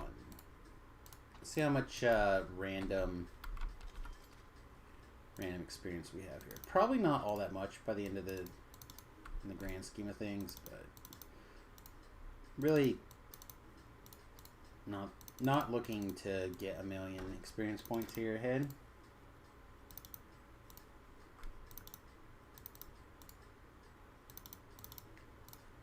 All right. I guess we figure this out. We're hand wrapping if we can. Do we want hit points or do we want more strength? I think we want to be able to hit things, right? More rage, more strength. Shred is a hand wrap attack. Sure, that's fine. Favorite enemies are good. Will save's fine. Constitution is good. Rage lasts longer is probably good. More intimidate's probably good. Definitely want that.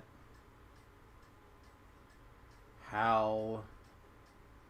Stronger howl. Magic Fang. Make our offhand perfectly good. While doing our shift, we get a bunch of things. Sure. Archonic Rage now uncenters you.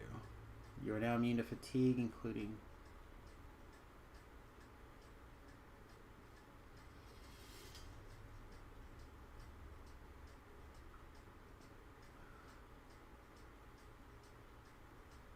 Okay, so while under the shift, you gain improved destruction, plus 2 to hidden damage with hand wraps, and trip enemies for 2 seconds on a Vorpal. Your Iconic Rage now uncenters you. So if I do this rage, I can't be centered anymore? Okay. Sure.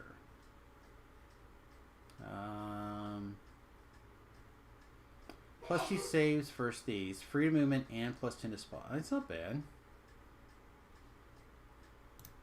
Okay.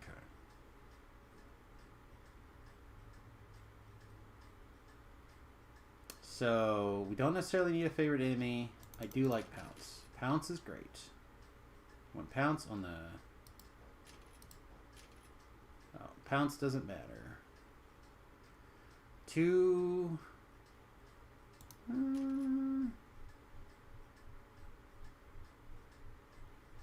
Okay, never mind. I lied. This is actually good. Taking each tier did a suitable increase besides just increase the weapon damage, right? So, first tier is weapon damage and you land. Tier 2 is critical threat range with that attack. And then the next one is threat range and multiplier. So it's good each time. We may or may not end up taking a favorite enemy. We'll find out. Oh, we probably need this at some point too. But maybe we pick that up in a different tree. Alright. What tree are we supposed to be in? What is our big thing? Big strike through? We're not really striking through, right? Because we're 2-weapon fighting.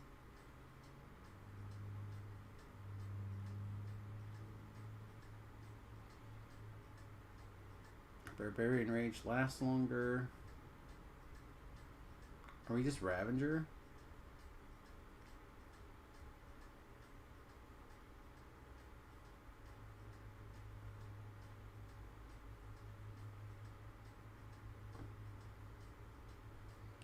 So, like, this is way worse than, than this, which is nice.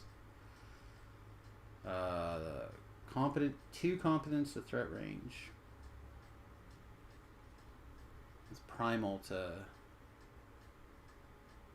That's good. Yeah, maybe we're Ravager. see what Ravager would look like.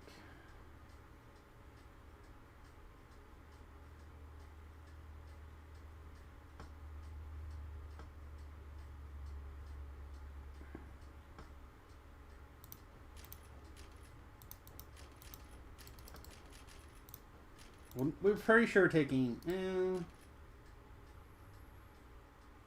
See, this seems bad too. But this is better. You hit, you lose some armor class. When you hit, you gain temporary thing. When you hit, you do bang. More damage to helpless. Does this make helpless? It doesn't. I don't think we have a stun, right? We'd have to take a stun, and I don't think we have a stun.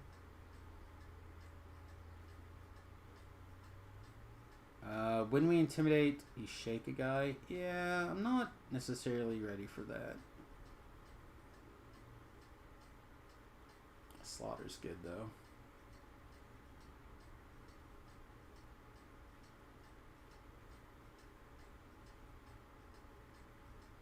I don't even know if I want this, to be honest.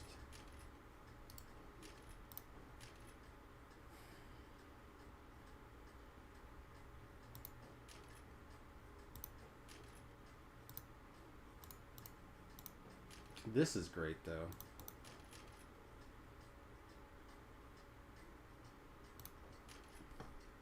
Welcome back. I don't have, like, a good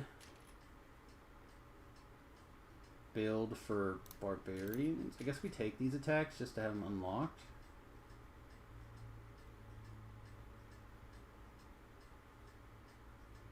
When you're hit, a small chance to gain some temporary hit points. Is this good? It doesn't feel good.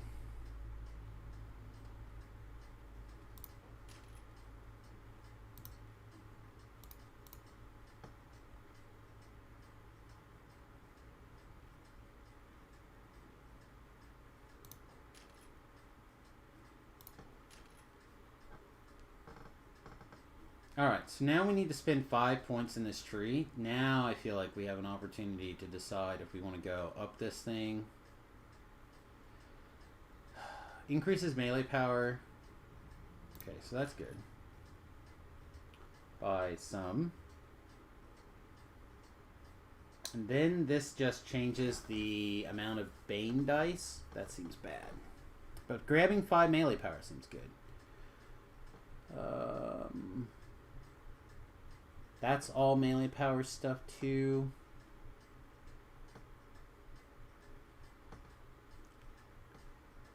This is more threat, and this is charisma. I don't think we care about that. I'm an iconic, so I have to. I go to level 15, or I can go to level 15. Yeah, I have only iconic lives left, which means I have to go all the way to 30.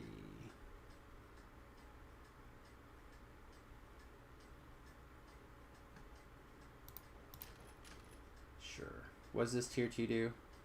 Inflicts 2 5-second stacks of poison. I feel like that's not good. Like, this isn't good. Like, this isn't good. This is probably medium at best. I need 2 more points, guys. I guess these 2 points are okay. Probably better than this, to be honest.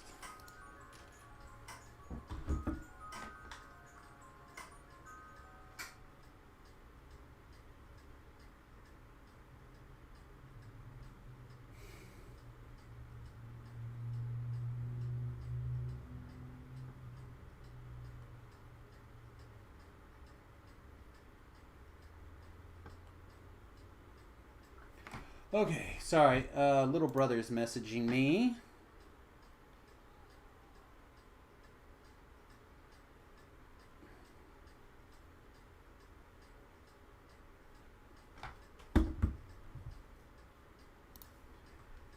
A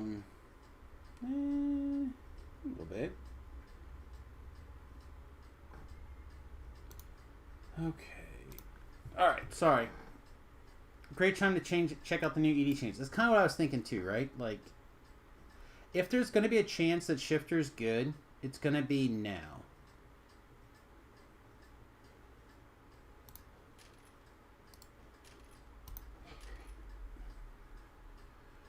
Alright, I really do generally like Bully.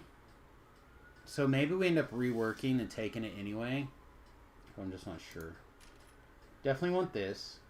That's bad by comparison. This is great. So, if we were to rearrange things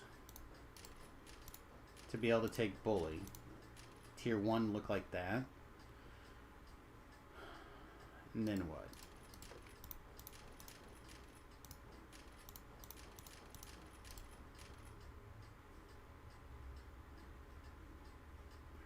And then we would not have to take this at all.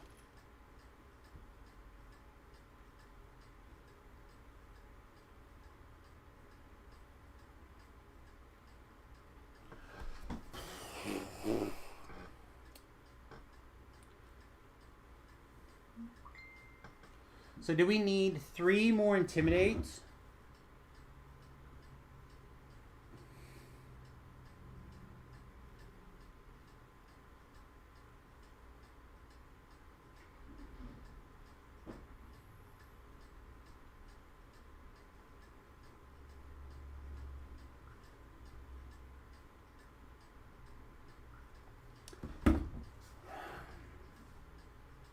I feel like if we're ever going to take this, we're immune to immunity surfaces, we'll just take this instead. It's way better, right? I kind of like it. Kind of want to take it.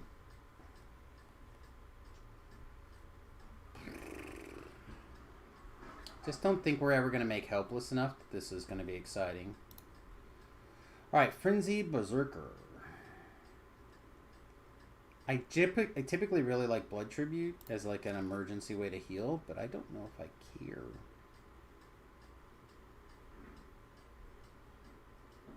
And this was Rage's last. No? We have no Rage last longer yet. It's over here, right? It's over here. So now our Rages last forever. I like this attack. +1 to saving throws. Pretty worth thing. Yeah, this seems good.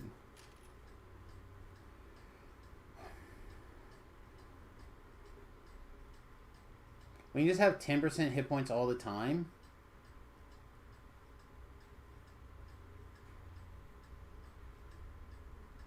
Yeah, I don't... We can get a melee cleave over here.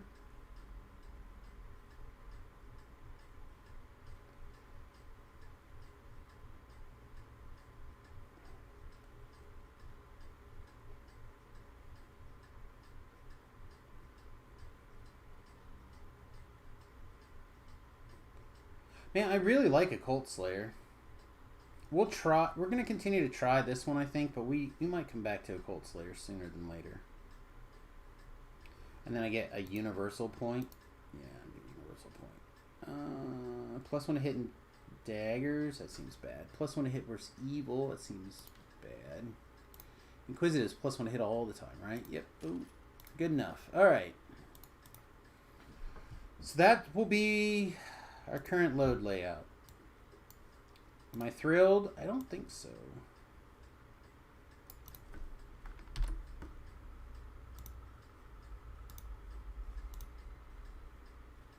Alright, so this is our rage. And this rage is bad. That's what they've told us. That rage is bad. I don't think you need both. I think you only need one or the other.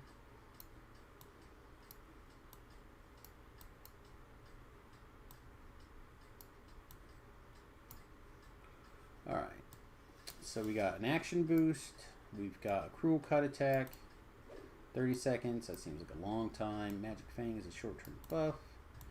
Pounce, the best thing ever. This is a hand rep attack, how long is it? 60 seconds, jeez, what is up with these long-ass attack cooldowns? Ear Smash is short, 12 seconds. Shred, 12 seconds. Slaughter. 12 seconds. Our weapon bond. Alright, so 30 seconds, 12, 12. So long. They don't even need to go there.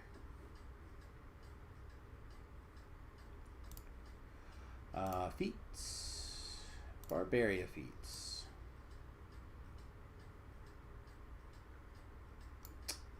Basic feats. Sure, we're gonna probably want an attack button on this, right? Uncanny dodge, that's like our uh-oh button. Yeah, nothing, huh? Alright, past line feats.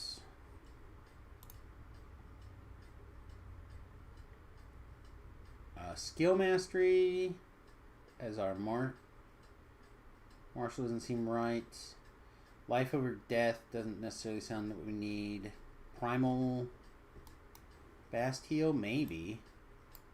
Seems bad.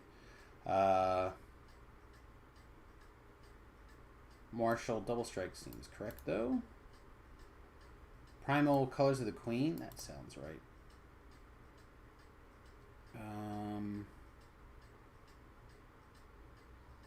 Martial with Tactics DC. We don't really have any tactics at the moment, so. Arcane +3 MMR. Seems good.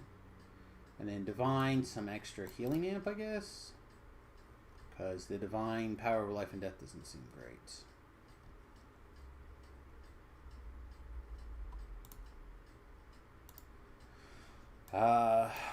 Probably not the Iconic Shifter, because +1 to attack and damage is probably worse than 2 double strike.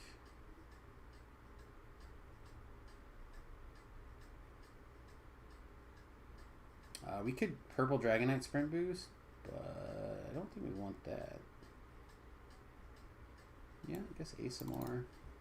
Some more double strikes on the list. Look at it, chat. We're almost there. So close.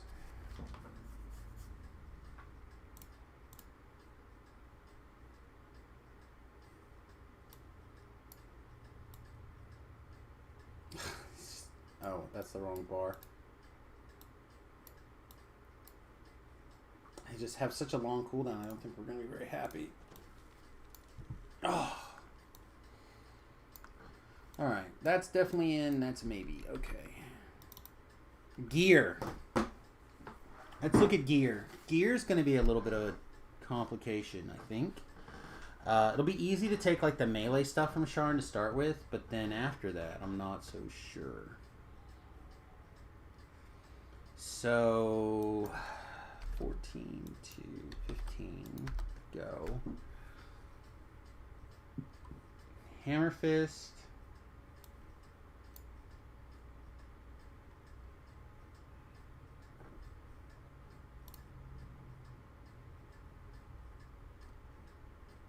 Alright. What is that stuff all called?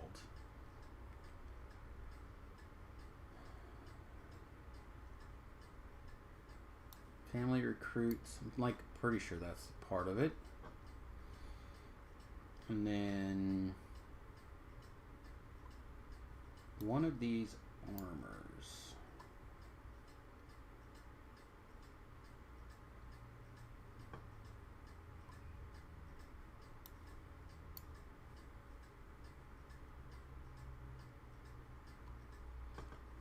This one? No.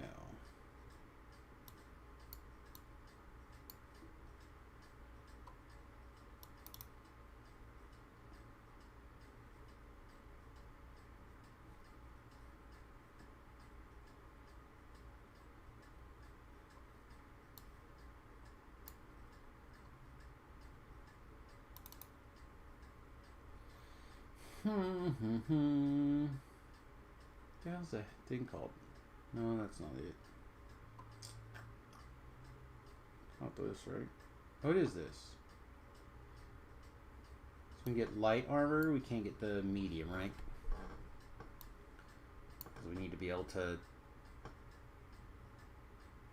jump around. Maybe not. Maybe it'd be fine. Maybe our barbarian nature didn't matter.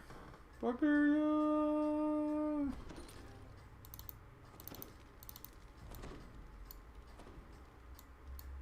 Okay.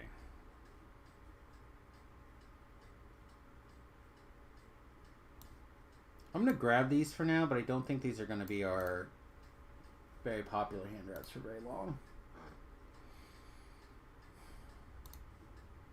Alright, we know we want this Arcane Staff of Power. I feel like Improved Quelling Strikes, Profane Well-Rounded, and Mythic 3 seems strong. It's hard to compete with that hat. We don't have a big con thing. It's easy to slide in our usual con, our usual hit point belt. Is there something else that seems correct? I don't think so. It's hard not to have a big boy Ring of the Stalker on. What? Oh, these are the ones they mailed us, right?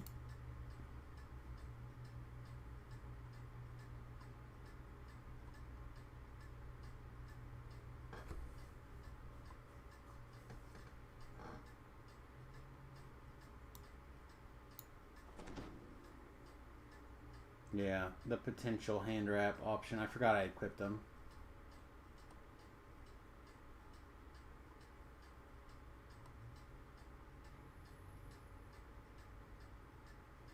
This is not what we're looking for, but it's not as bad as it at first appears.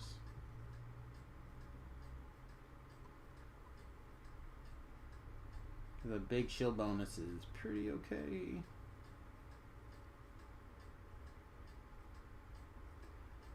Alluring Cloak of Dodge does not seem that bad, actually. Probably going to put it on for now. We'll see if it sticks around.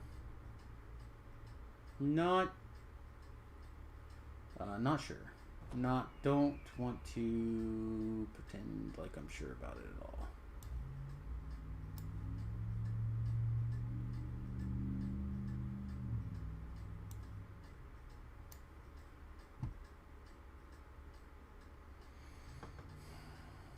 Thorns, maybe?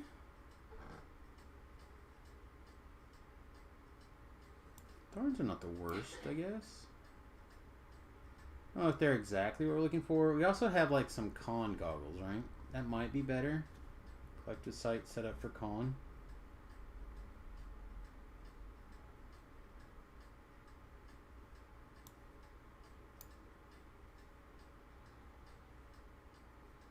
Here we go. We can go to medium armor. Let's do that. That seems better.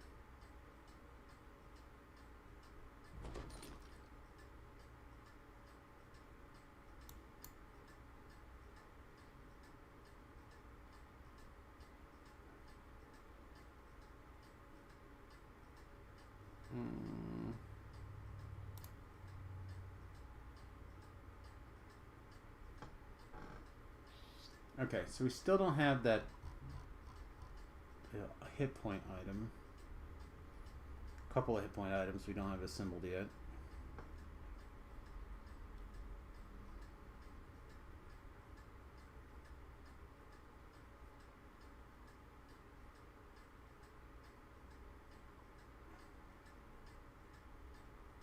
What's that stupid belt called? We just scrolled past the legendary one. I didn't see.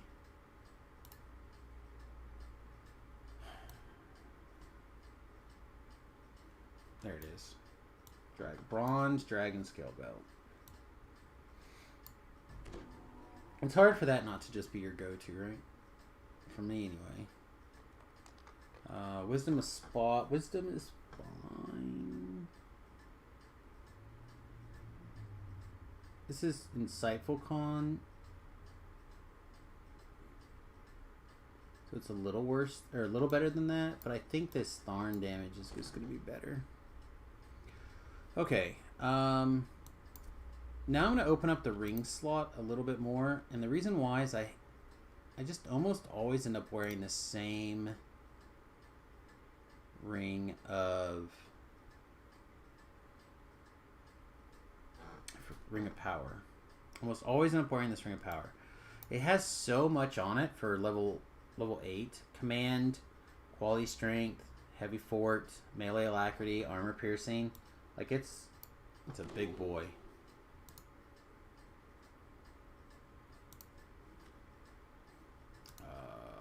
Flutzes, please. Alright, so knife toe boots are also really good. Armor piercing, more quality strength, quality seeker.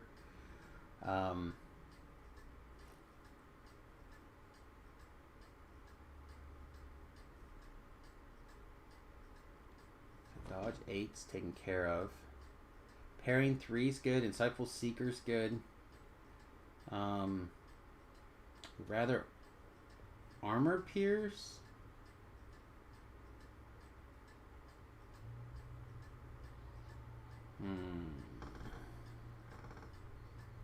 We also could put on our green steel boots, which is pretty normal for me, to be honest. This ring is also really good if we want to do it and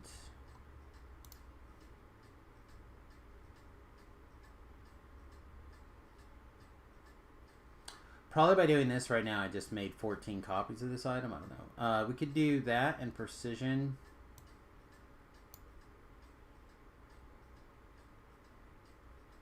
It would give us 2 insightful strength, which I don't think we currently have any insightful strength, do we? No.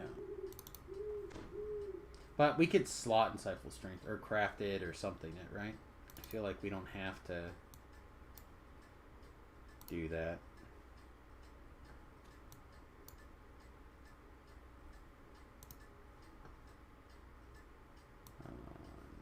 But it is an option, so we'll put those up there.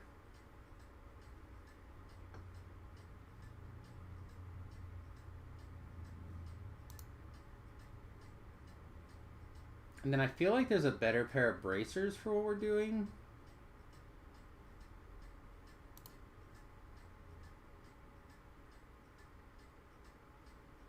But I don't know what they are. I feel like they're a pair of Ravenloft bracers that are better, right?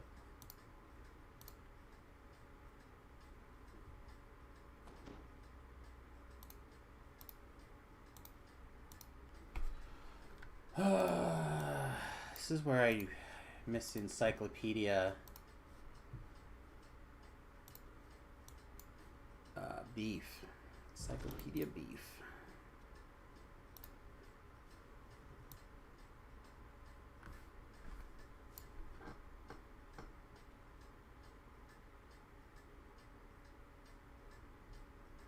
Alright, Druidic stone shape, which is good, but not what I was thinking about.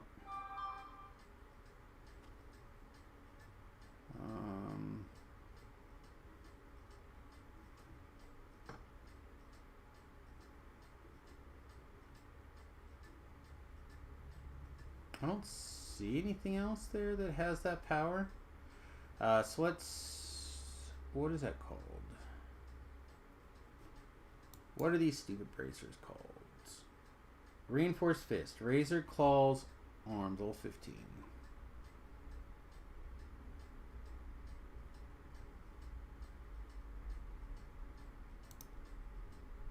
Alright, here we go.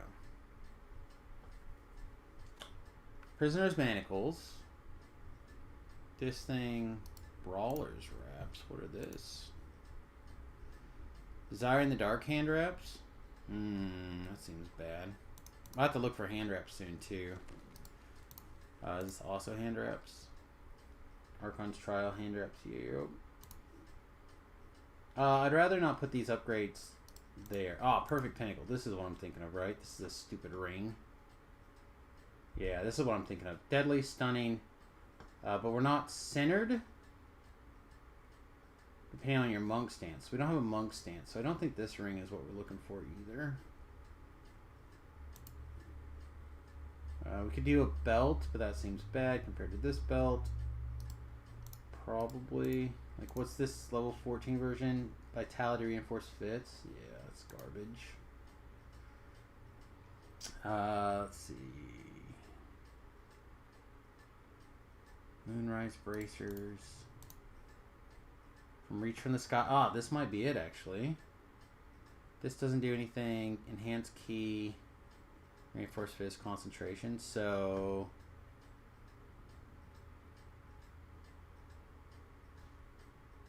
thing's literally just reinforced fist, which would be the same as this thing. Alright, never mind.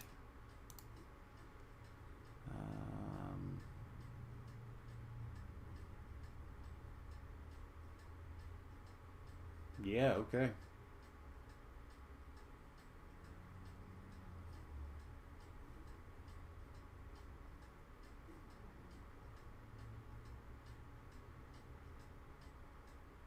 Wow, this all seems not good. I feel like we're going to end up wearing this cord.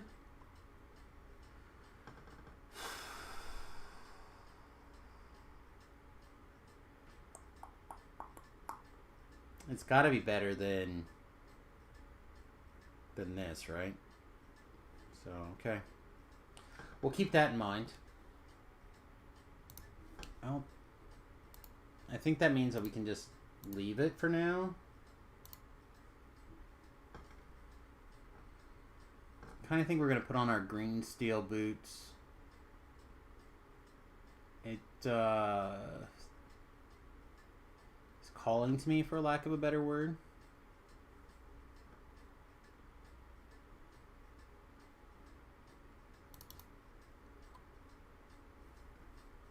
These are the level 6 version, right?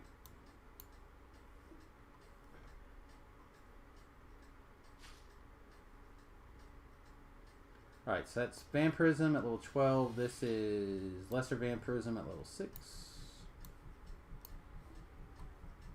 Again, I don't think we're going to use those all the time, but I would like to have them handy. I'll probably go run and get, like, maybe Sharn hand wraps or maybe Barovia hand wraps. It doesn't really matter which one. One of those two will probably be our primary hand wraps.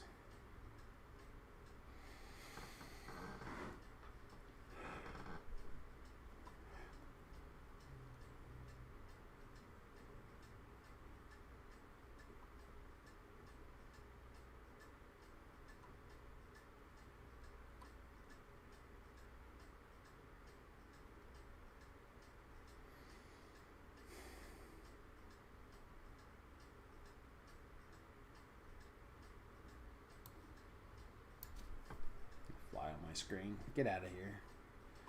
Shoo fly, you bother me. Alright, so this is already slotted up with the XP gem, right? Yeah. Master's Gift.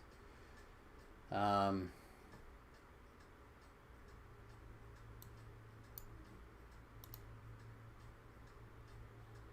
feel like I can craft something better than that if I wanted to.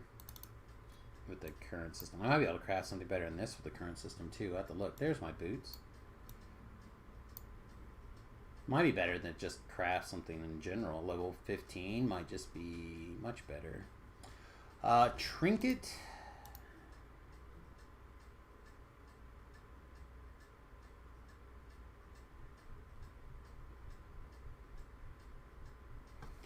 Curse resistance and Cipher Will, magical sheltering, spell saves. Trinket boost.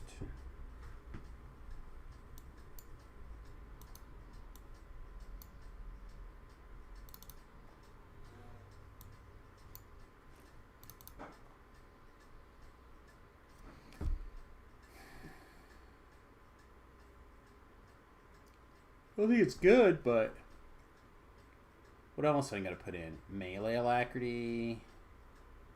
None of that seems right. None of this stuff seems right. We could carry around plus a little bit more search, but that doesn't seem necessary either.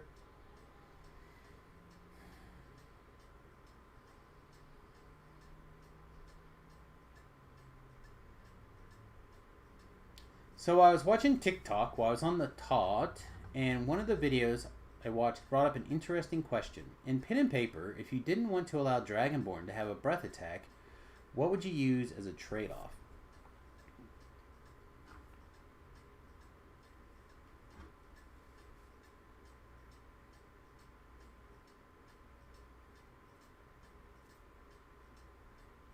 I don't think I would allow, or I don't think I would do that, I guess.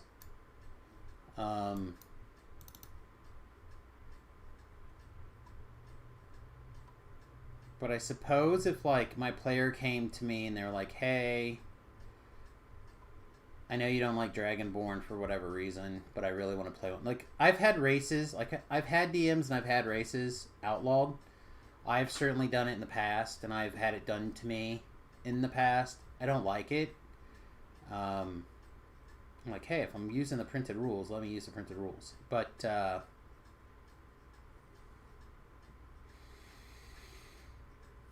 for some story reasons, it can be necessary to do that.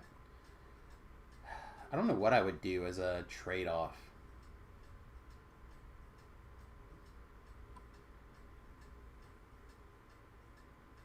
I would have to really stop and think about it, I think.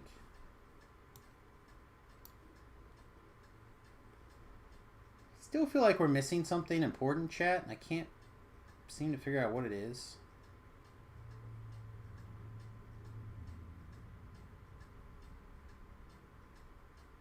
Also, I'm pretty sure we have a set of, like, Strahd hand wraps on Samus, which is part of the reason I wanted to do this, and I don't see them now.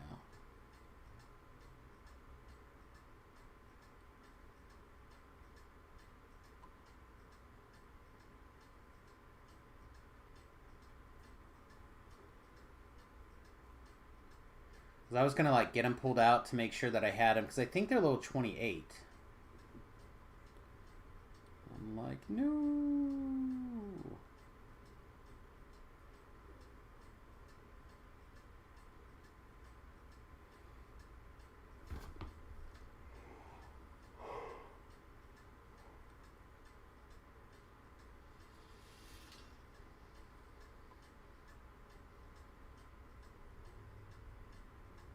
No, honestly, I don't remember what they're called.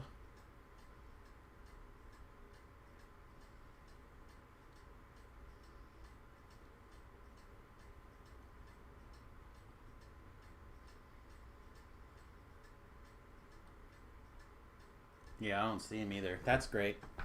Kind of got a polymorph self X number of times as an SLA kind of thing. That's kind of fine. I don't know if it'd be polymorph, but there's probably something along those lines that'd probably be quite good. Alright, chat. We currently look super ridiculous. So, we used Cuckoo. These eyes last life. They don't really work, it looks like, on us, but it kind of gives us an interesting effect.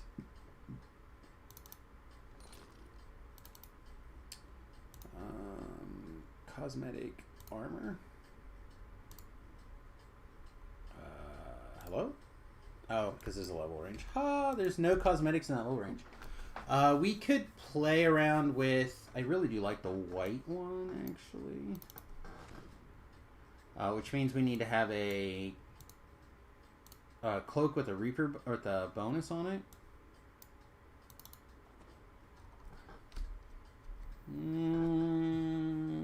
I tend to use the red cloak or the sash a lot with the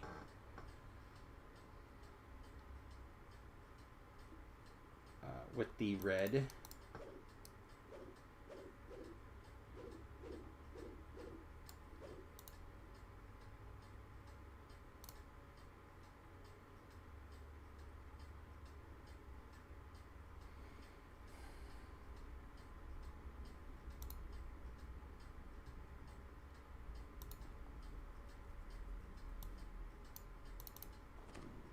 There we go. We'll just be the power of light threw up on us.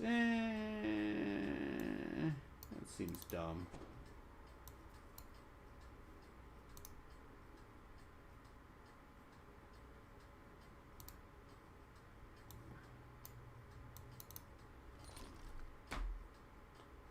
All right, let's try this. Let's try the festival, the most recent festival armor.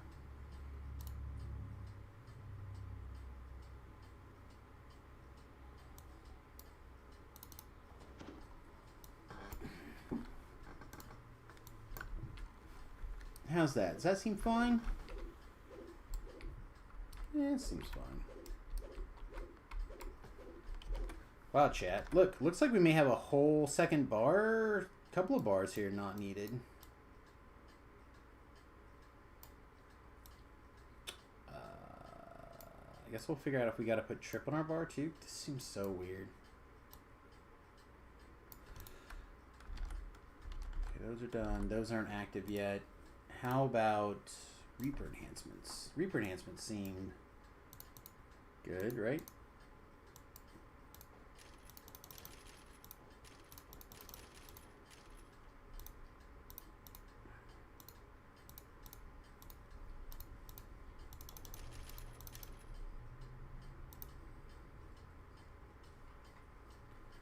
Okay,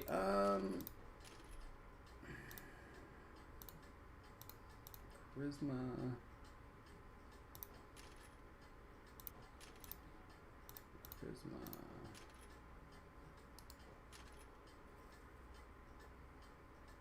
Guess we'll just grab those 2 charisma points for now.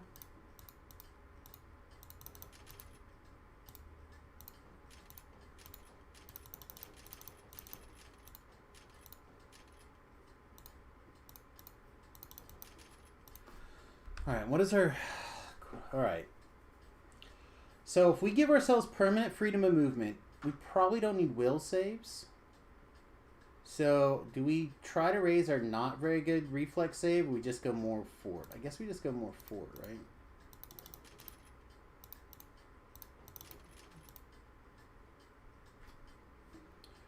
Okay, is 1 more charisma worth it?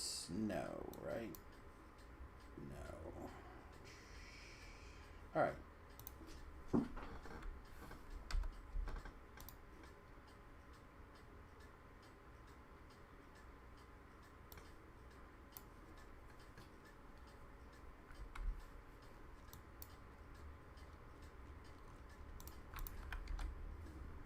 Maybe we do want more attacks at some point. Even if they're not great.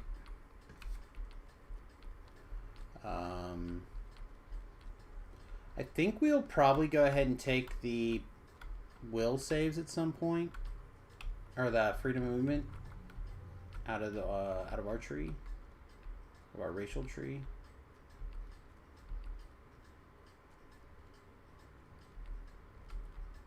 Okay, well, I guess we'll see how bad it is, huh?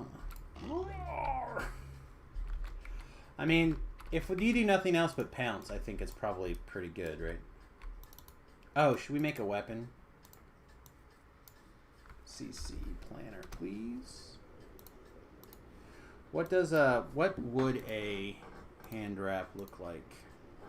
Probably good effect, force effect, bludgeoning effect.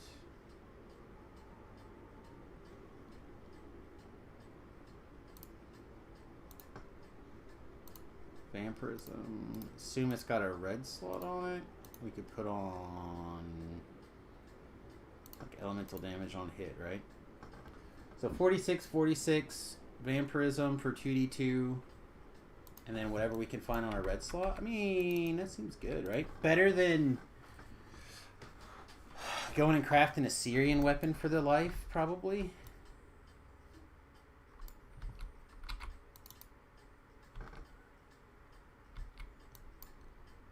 Other thing to keep in mind is that we're going to have quarter staves for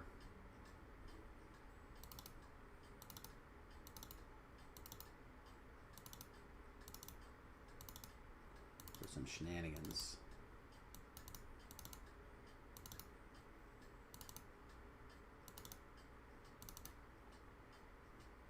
bracers of spell sight. Those are good. There's a reason those are probably in there. Thought about taking some of these things and making them into light powered also, but I just never wanted to take the time to do anything with random gen weapons lately.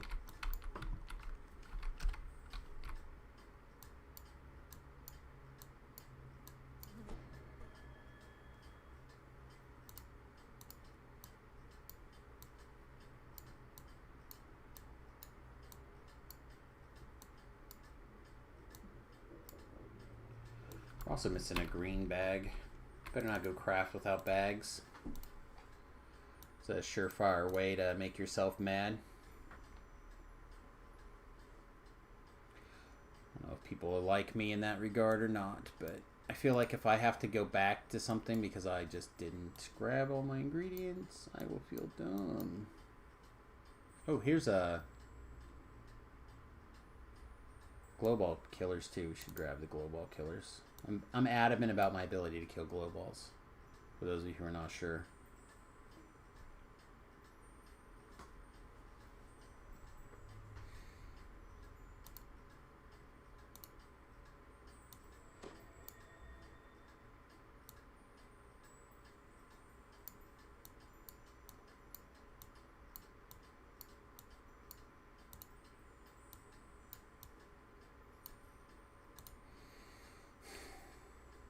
What are we going to put in these other two slots this life? And we could put strength potion. That's easy. I guess con potion is also easy. Cookie jar is probably fine. We'll just do cookie jar for now.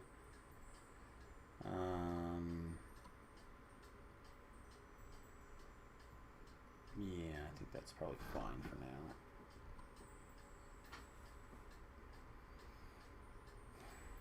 So if we get a different belt, we can put in a con item on it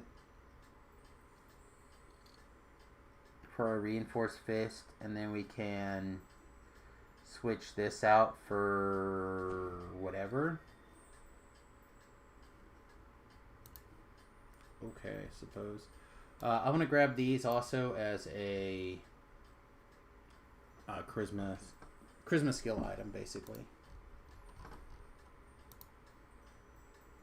Alright, anything else in particular that we're missing? Probably wouldn't hurt to have this, I would guess.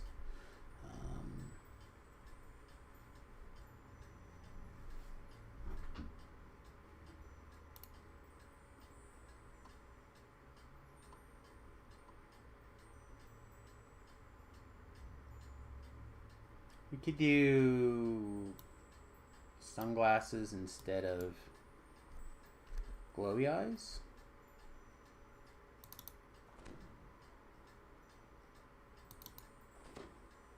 Stay with glowy eyes for now. Alright, let's go see if we have some hand wraps downstairs. I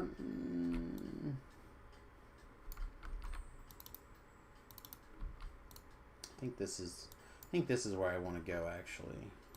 No, clear. Clear? What? There it is.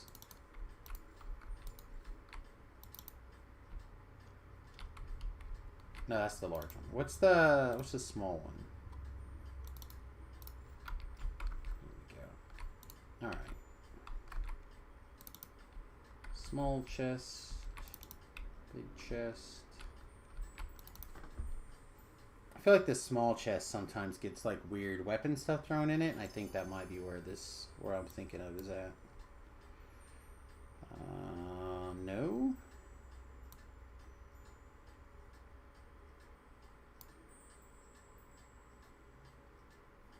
If you need a keen Vorpal longsword, I guess send me a tell. You know what? I'm gonna go down there, so put those where they belong to, I guess. Alright, well, when in doubt, we go check our deeper bank storage. Yeah.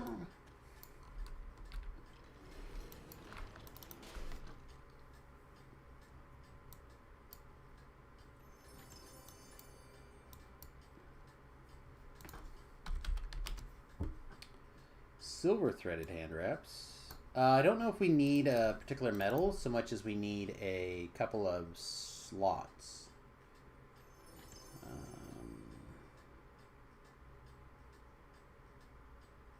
Level 12 Vorpal, whatever, cold iron?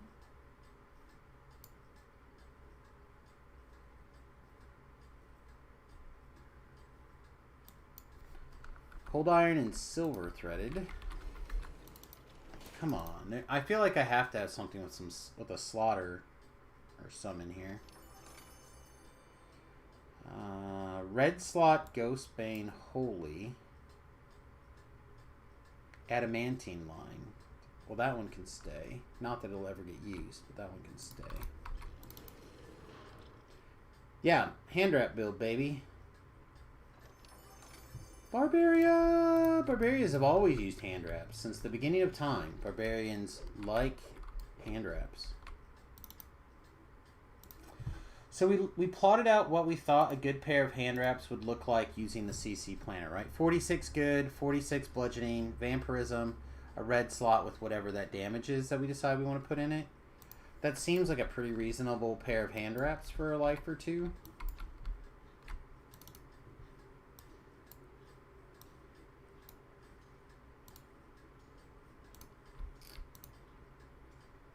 Ganahi.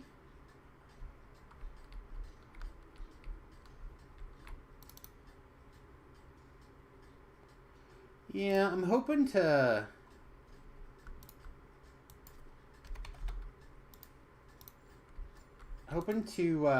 kind of stumble into the time where it's going to be like the best.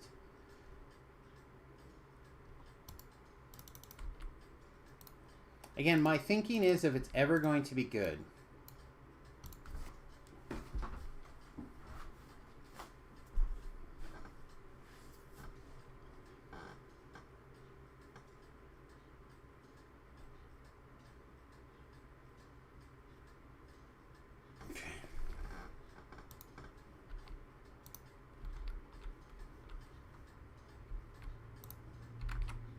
Okay.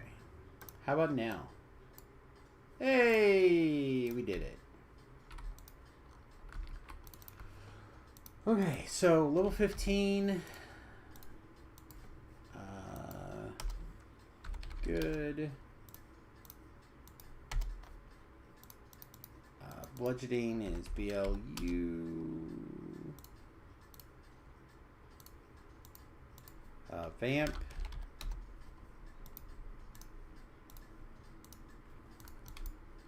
Okay. So 15 extra. Good. Blood. And vamp. Alright, chat.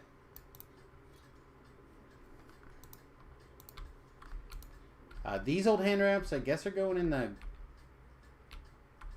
Honestly, they probably should just go in the garbage, huh? Vampirism, Holy, Masterful Craftsmanship 1. Like, I don't think any of that matters anymore. And now they changed the guild slot out for a red empty slot. Like, it seems gross.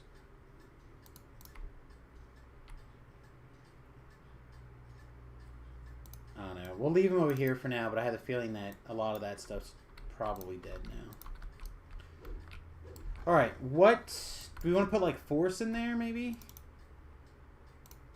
Force? Like a burst? Or should we just put in, like, fire damage all the time? Or whatever one of those we have.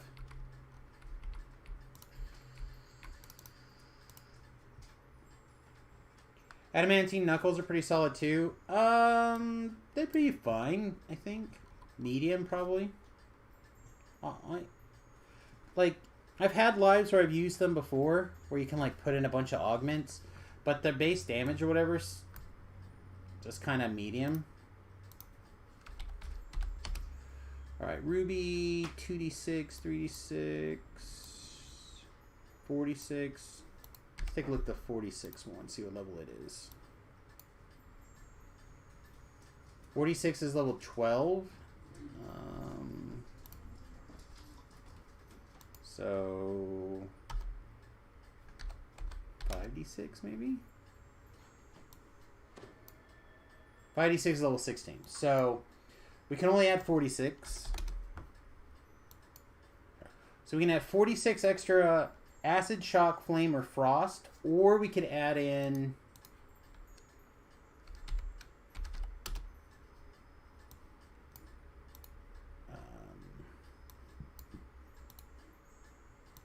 like a burst. 2% chance to do a bunch. But what is that bunch going to be? The bunch is going to be...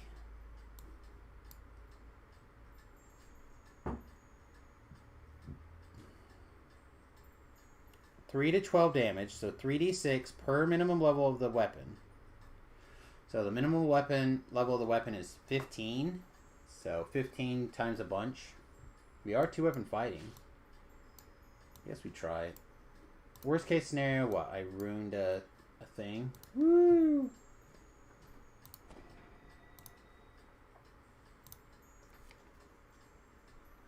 Is there anything else crazy that I'm forgetting? I don't think so, right?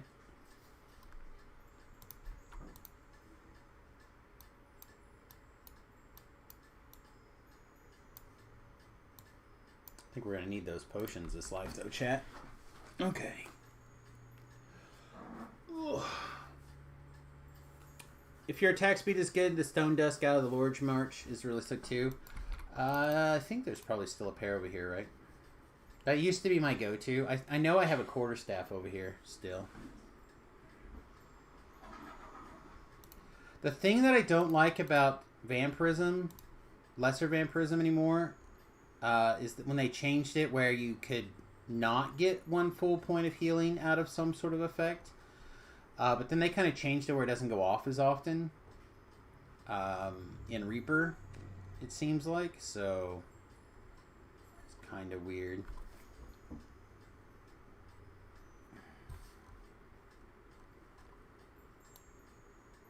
Like I said, there might be one in here somewhere. It would be a fine crowd control option. But I bet you I just have a quarterstaff left. I did quite a bit of stuff with the... here's one. Petrifying Shadow Staff.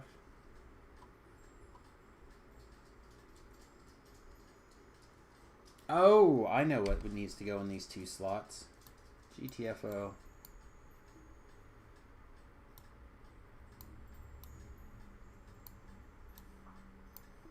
Probably important to have these things available. The ability to have some sort of death ward seems to be okay. There we are. Yeah, notice that with those? Yeah. There was quite a while where you couldn't get... Your healing could be reduced below 0. But I think they started to change it, but it definitely slowed down because it used to be every hit. I mean, look at Vampirism now. It used to be every hit. Now it's not. Like, they have a number of times you could trigger on it.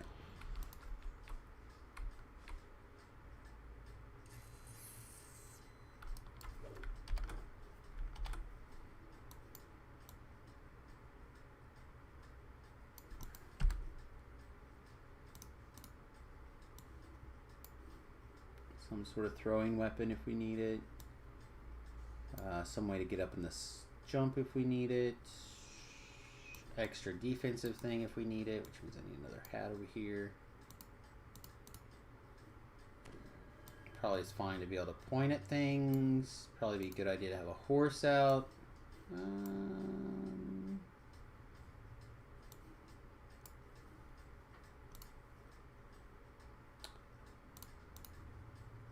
It's because those things now have been changed. And again, in Old Reaper, Vampirism, Lesser Vampirism didn't even work. See, even this, the description still says it hit with each hit, but you're not getting it for each hit. And it's been incorrect for ages, it looks like. Alright, it's almost 2. I'm going to use the restroom again really quickly, and then I think I'm going to run... at least some of these quests. Probably, I'd like to do them all. But my mother-in-law is supposed to come over at some point for some assistance with her computer. When that happens, I'll definitely wrap up the stream. So before then, I'm gonna put another minute on the clock, use the restroom, and I'll be right back, everybody.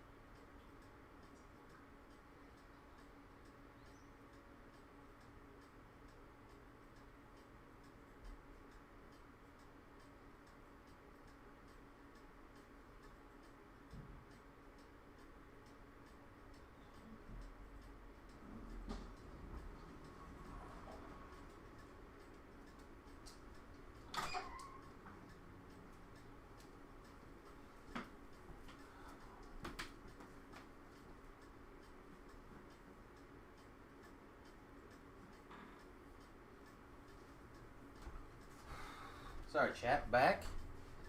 I was double full of piss and vinegar today. Whoo, not just usual. Okay. It's a little chilly. Computer says it's not very cold, but I am cold.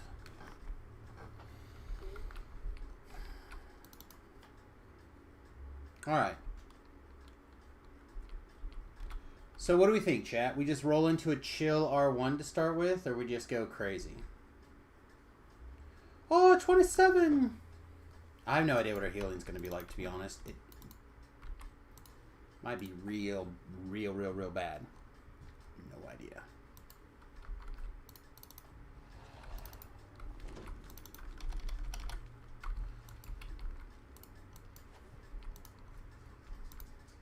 Officially below freezing last night when you went to bed.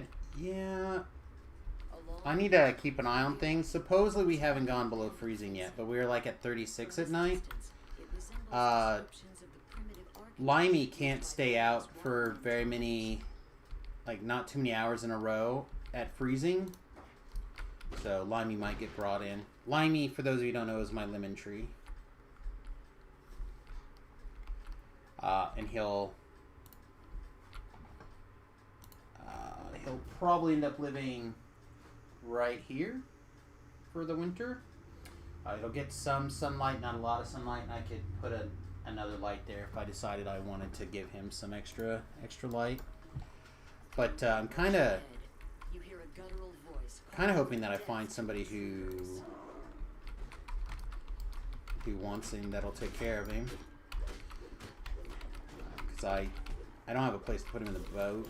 Or in the bus, unfortunately.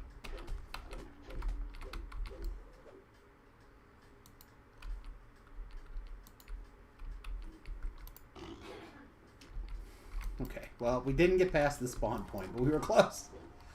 Damage for a 2-weapon fighting feels fine. Like, it might be a little slow, but it's not the worst. At this level. Excuse me. Oh, probably it'd help if we did this too, right? We got our rage on. Doesn't a bunch of our stuff kick in when we're raged?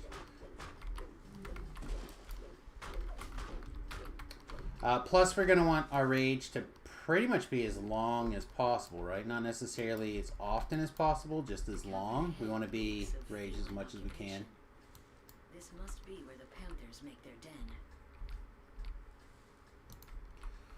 I thought it was fun to claw the crap out of stuff. I've wanted to do one for a while. Mostly because when I'm in the mood to like mix it up, it's always kind of sounded fun. The canopy gives way to a shrub-filled clearing. From the southwest comes the tang of salty sea.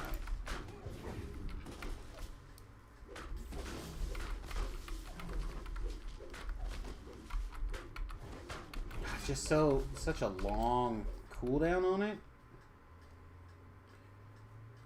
Make attack similar to the druid spell Relentless Onslaught. Perform a melee attack that deals an extra 5W plus 1 to all the things. As the salty tang in the air grows stronger, As long as the target stays down, every successful hit has a 30% chance of knocking it down again. perhaps it leads back towards Henrita's camp. The presence of the Droams. You must warn Henrita of the danger. Almost warn Henrita of the Camp dangers. without encountering any Droam forces. Hello? We jumped over our target? Our hard target? Chat? Hello?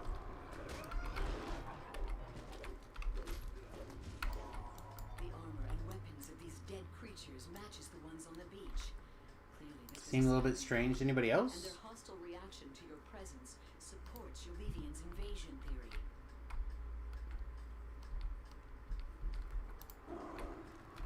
Hey, we got one.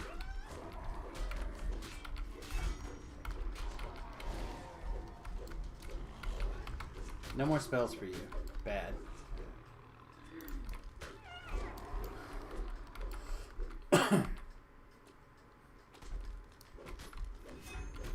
Another Droam scouting party has been destroyed. By now, there must be many parties of Droam So, I mean, that soldiers felt fun. throughout the jungle. I don't know if it was particularly efficient. I have not got any idea how long this attack is.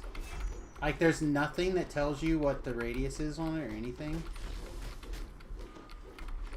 It seems to go over things that you target.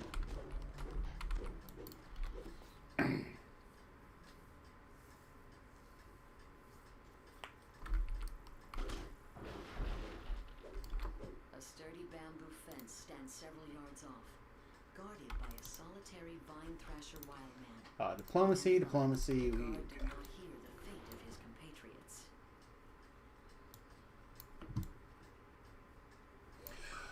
I do kind of feel like a Thundercat. Meow.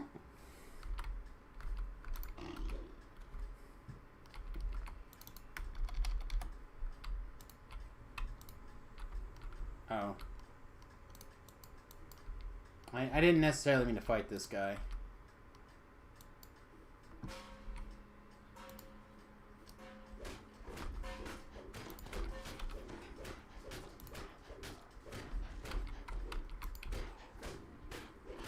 Kukanama, the vine thrasher clan I guess there's supposed to be a sweet shield from here, right? Oh, we got it! High Shaman Zeri calls out. The spirits have spoken. Let no vine thrasher impede these outsiders. But let no vine thrasher help them either. Not having sprint boost feels real bad.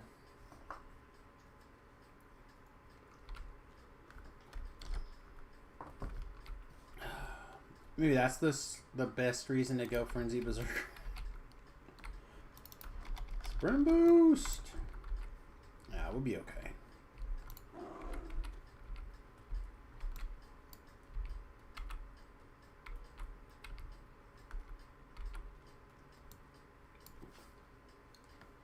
I wonder if you actually do that leap or not. Sprint boost makes life so much better. It does. And I have the racial ones from the racial past lives, but I don't want to toggle my double strike on and off.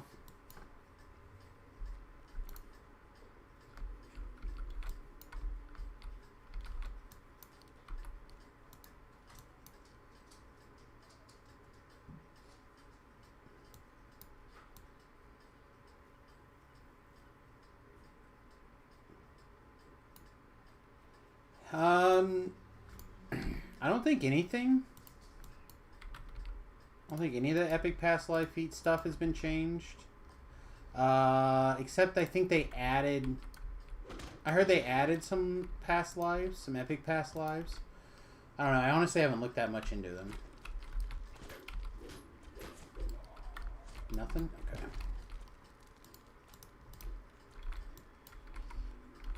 How do you earn them without XP in the trees? You kind of just like... I have no idea. Like, I went in there, ran around, talked to some people. They gave me a bunch of points, and as I leveled up, they gave me more points. I don't know how the Destiny TRing thing works now or any of that. I assume that Voodoo or somebody will do a video on it. Or I'll get around to playing with it at some point. But right now, I don't know. I have zero desire at the moment to do like epic TRing on Iconic Lives. I was trying to do it for a while, but it just... the idea of going and doing that twice just sounded unfun. So, what I will... There might be a time when I'm done here that I set Samus up for like...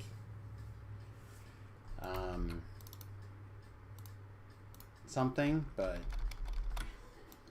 Or I like do a couple of lives in a row or whatever, iconic epic lives, but I honestly don't know. I have not thought past finishing Samus realistically in quite a while, so... Alright, is this guy... He not call his helpers yet?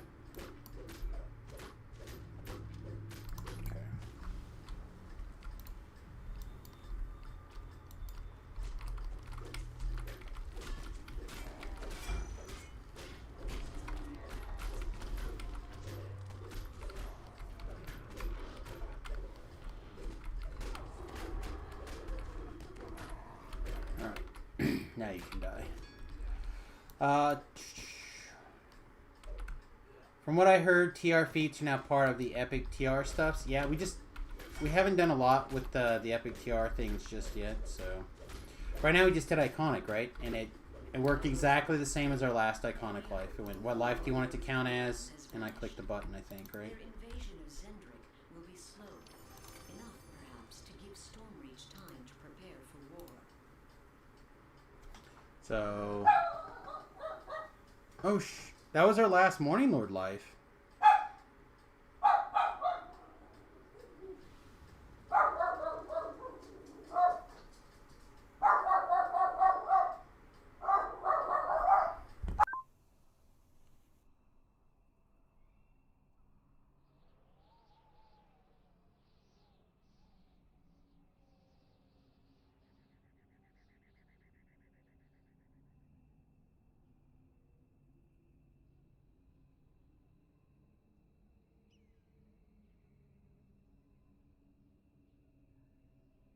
Alright, everybody. It turns out my mother-in-law's here for her assistance that we kind of planned on. So it's time for me to take off. I'll do my best to be back as soon as possible.